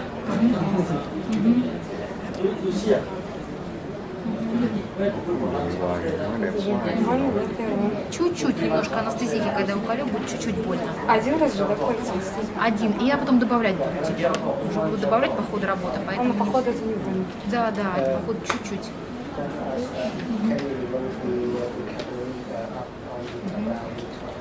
А вот эти капилляры на верхнем веке убираются? Какие капилляры можно убирать? Ну, эти сосудики. Ну, вообще, ее это генетически. Я бы, если убирать, они будут опять появляться, и это не очень хорошо. Генетическое. И здесь лучше уплотнять кожу, колоть пептиды, например, какие-то там плазму, пептиды свои. Плазма from blood. Да, да. И она уплотнит кожу. Да. Да, и капилляры будут менее заметны. Капилляры можно только убирать патологические. Ага. Ага. Ага. Запишите 21G камелю, мы здесь будем использовать. И light filler 21G. Вот пишем 21G. Угу. Так, и в долларах можно же, да? Да, да. 200 давай. Да, можно по карточкам в долларах. А у меня доллары. Я вчера снимала. Придет. Ну, это будет очень хорошо, на самом деле. Я боюсь, у меня уже там... Ничего, нормально. Впервые в жизни И что-то закалю. лайт филлер, самый легкий, да. Это вот прям, ну, как гиалуроночка у тебя будет такая. Я хотела, но я боюсь, так это все. Все, моя хорошая. Так, 3 хватит. Вдох. Все самое неприятное. Все. Вот это самое неприятное. Все. Чуть-чуть, я очень медленно. Выдох, медленно, медленно выдыхание. Это чуть-чуть ввожу, ее довожу сейчас. Уже подействовало, уже будет прям хорошо. Филлер слегка выдох. Ага, выдохни полностью. Сейчас выдохни. Все. Ну что, нормально же, терпимо. Пациентка практически не дышит. Все. Я всегда не дышу, когда на инъекции, потому что я боюсь этого. Ничего, все хорошо. Самое больное уже было. Yeah, actually it's not so painful, guys.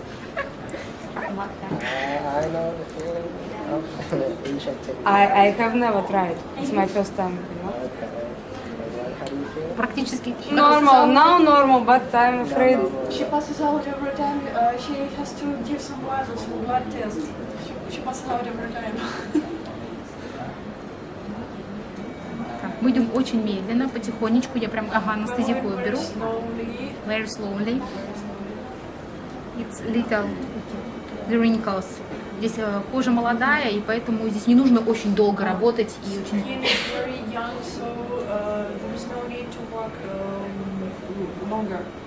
Да. Bệnh nhân này còn khá là trẻ. Bệnh nhân này còn khá là trẻ, 23 tuổi, nhưng mà cô muốn điều trị cái vùng trán, và cô nghĩ là cô có nếp nhăn ở vùng trán. Nhưng mà đối với những bệnh nhân trẻ thì chúng ta sẽ điều trị với một cái thời lượng là nó ít hơn chút, cái số năng lượng nó sẽ nhỏ hơn một chút. Нормально, все терпимо? Ну вот уже, эту морщиночку отсепаровали, как я говорю. Сейчас мы вначале пойдем по вертикальным морщинкам, сразу подзаполним, чтобы тебе не возвращаться.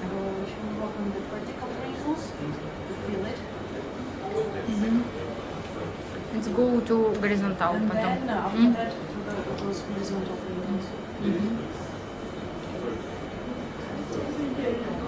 Как вы вовремя пришли. Прям вообще. Мы ждали бы тут кофе и свалил. Я бы тут с ума сошла. Но он бледный, ему так плохо. Да, я вижу, что у него давление, он, на самом деле он такой, он терпит до последнего, я чувствую, что ему очень плохо. Вместо кофе его срубило. Но многие не переживают. Да, давление. Так, уже все, достаточно. 1 минуту было достаточно поработать. 1 minute was enough. Сейчас light filler. Сейчас мы сразу же ведем. Các thời lượng điều trị cho bệnh nhân là khoảng 1 phút là đủ rồi. Chúng ta chuyển qua tiếp filler.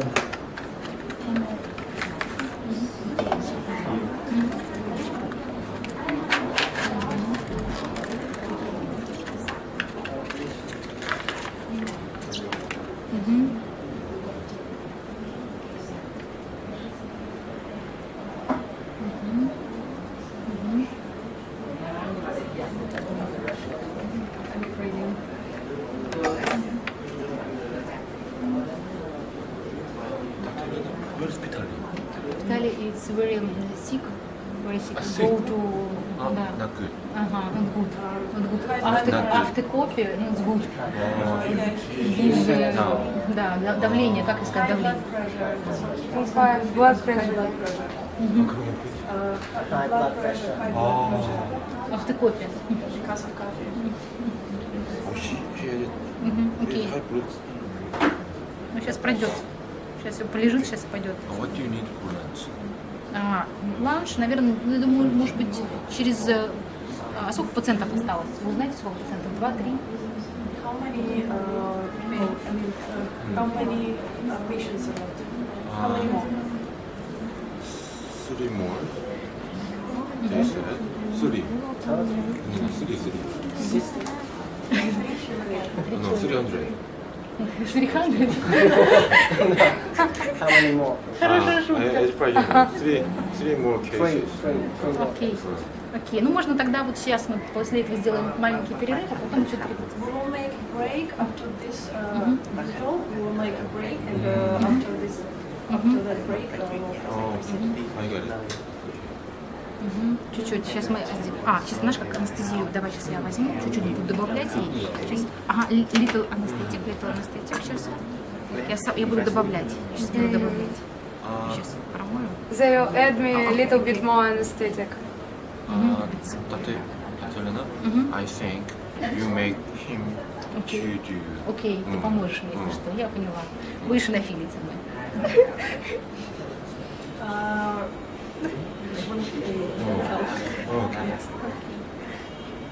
Вы помощи? Don't you need anything for lunch? Окей. Ну, через... Что кушать хотите, спрашивать? В принципе, суп какой-нибудь, и если рыбу или суп. Some fish. И все. Сейчас мы идем по горизонтальным морщинкам, пройдемся. The horizontal. Working on horizontal movements now. Yeah. She won't have a Little pain, может быть, чуть-чуть. Если добавлю чуть-чуть анестезички, тебе нормально? Все хорошо? Ты мне подсказывай, если будешь сама чувствовать эту болезненность, хорошо? Сейчас пока все хорошо. Да, я просто трясусь.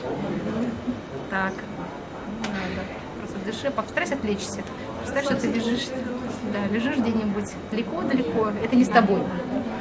Все время так, когда мне страшно бывает, я представляю, что ты где-то там в кино снимают про меня, а я где-то там далеко. Тогда ты начинаешь смотреть на себя абстрактно и отвлекаешься от боли, уже практически не понимаешь, что с тобой происходит. Уже есть процедура, которая вообще без анестезии делается. Ой, да, я знаю, у меня мама себе с подругой друг другу нити вставляли без анестезии. Ну, нити это, конечно, жесть. А как их вытаскивать, если неправильно? Я это тоже видела, к ним приходили. Кто-то из наших мужчин вставили в лоб. И неправильно. У него они вытаскивали, это был ужас. Я вот на этом присутствовала. Ужас. Я представляю. Да, я с детства это все наблюдаю. В семье врачи, да, они такие маньяки своеобразные. Ну и любят друг дружке практиковать. Little anesthetic, little.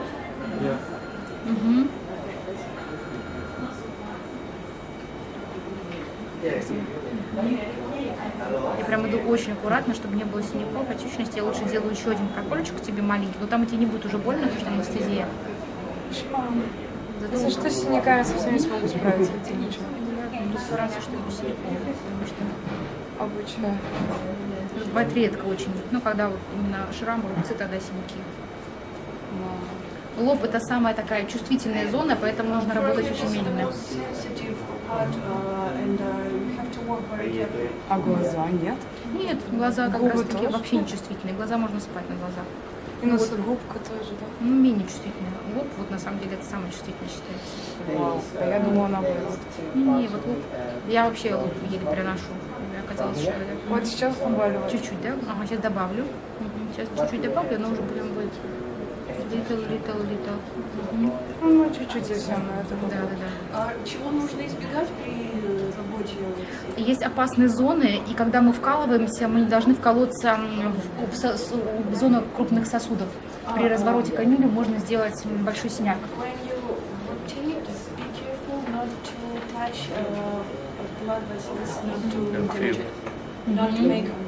I can't understand why not the sea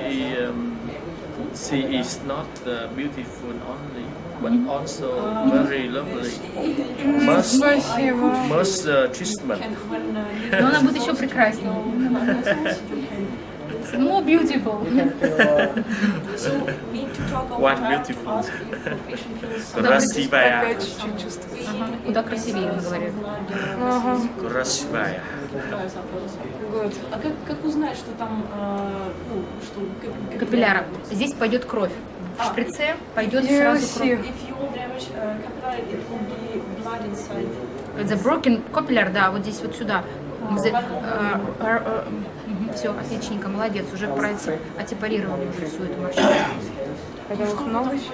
Еще вот одна и вторая, ну еще две у тебя. Раз, две, вот так вот. Я очень Они не любят учиться, они сидят, просто в носу ковыряют и едят.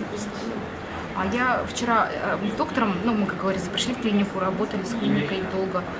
Немножко проколю сейчас, не бойся, уже там будет прокольчик у нас сделан, просто чуть-чуть потолще сделаю, у тебя кожа плотненькая. И мы пришли, мы говорим, ну вы что вы хотите, презентацию вначале, как работает аппарат, или сразу шоу? Он говорит, сразу шоу показывайте нам. Ну типа нам ничего не надо, просто все мы знаем, все хорошо. Ну ладно, начинаем шоу. Пошли вопросы один за одним, мы говорим, так вы, ну давайте тогда теорию послушаем. Ну приходите, хорошо, уже время. Да, приходите сегодня на теорию, как бы сегодня была лекция теории, а они, да, ни одного врача не было сегодня. Ну, как говорится, стою, уже учусь. А эти, смотрю, такой вот у них. Поэтому здесь не стоит вообще ничего делать такого. Серьезно, да? Да, серьезно. Они не подходят, у них серьезного подхода. Да, здесь Виталий так переживал, читал. Они никогда не перетруждаются. На выставках вы видели, они все едят.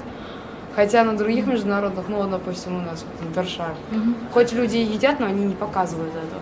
Здесь они в открытую все это делают. Ну, как бы. Да, на выставке ты пришел слушать лекцию, ты сидишь, кушаешь еще. Ну, все. Последняя анестезийка у нас с тобой. Последняя минутка. Ну, просто себе настраиваю, что осталось 2 минутки. Тут тайм, можно сказать, что осталось, кто там смотрит, а это все наши, это все внутри, ну, компании. В принципе, им не интересно, да, уже? Так, анестетик чуть-чуть нальешь мне, анестетика. Я обед по расписанию. Да. Анестетик, нет, вот весь вот этот вот. Вот этот гель, да. Вот так вот чуть-чуть, ага. Умничка, герой. Все, спасибо. Все, уже низ лба готов, уже прям осталось чуть-чуть вверха. Чуть-чуть уже наверху и все. Ну сейчас будет анестезийка, да? Сейчас? Да, чуть-чуть. Но там, в принципе, немножко уже подействовала анестезия, поэтому я думаю, что будет легче. Готово. Все, мой хороший, все. Все, чуть-чуть, все. Умничка, умничка. Прям медленно. Нажимает куклу, молодец. Все, умничка. Все, и прям медленно. Все. Еще чуть-чуть. Все, уже, наверное, подействовало, да? Уже все не больно? Выдохнула. Выдохни, все. Умничка. Ну, потому что, да, когда делают анестезию, все. You are doctor? No, I'm doctor, не доктор. Это такие доктора, что? Ну, да, конечно. Дилетанты могут наши. Ну, вчера на выставке подходили тоже такие, я говорю, рассказывай. Они говорят, доктор, да, махают руку. Типа, я говорю, ну давай там рассказывай. Потом говорю, ты понимаешь, о чем? Я говорю, ну, нифига не понимаю. Я думаю, так, ну-ка я проверю. А что ты делаешь? Какие процедуры? Ну, мезотерапию делаю, там что-то такое. Я говорю, так это же не докторская. У тебя нет докторского? Ну, нет, это мезотерапия делаю. А ходит, смотрит, я говорю, так это же процедура для докторов. Что-то вот. Что-то полез. А тут есть, кстати, недалеко тоже от вашего стенда был с Украины мальчик, молодой человек. Что он делал, не помнишь? Мезотерапию делал. В Малайзии живет. Да. А он не доктор? Доктор. Ага, доктор. Вот он, у него народу прям совсем очень. постоянно. Мы вот с ним пытались пообщаться, просто интересно было. Ага, а он с клетками занимается, он подходил, да. Молодой прям совсем, такой светленький. Да.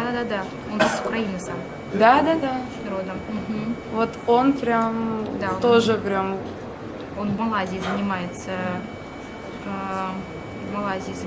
Да, клетками, да. И вот он прям настолько вот все, я посмотрела, но вот он делает, правда.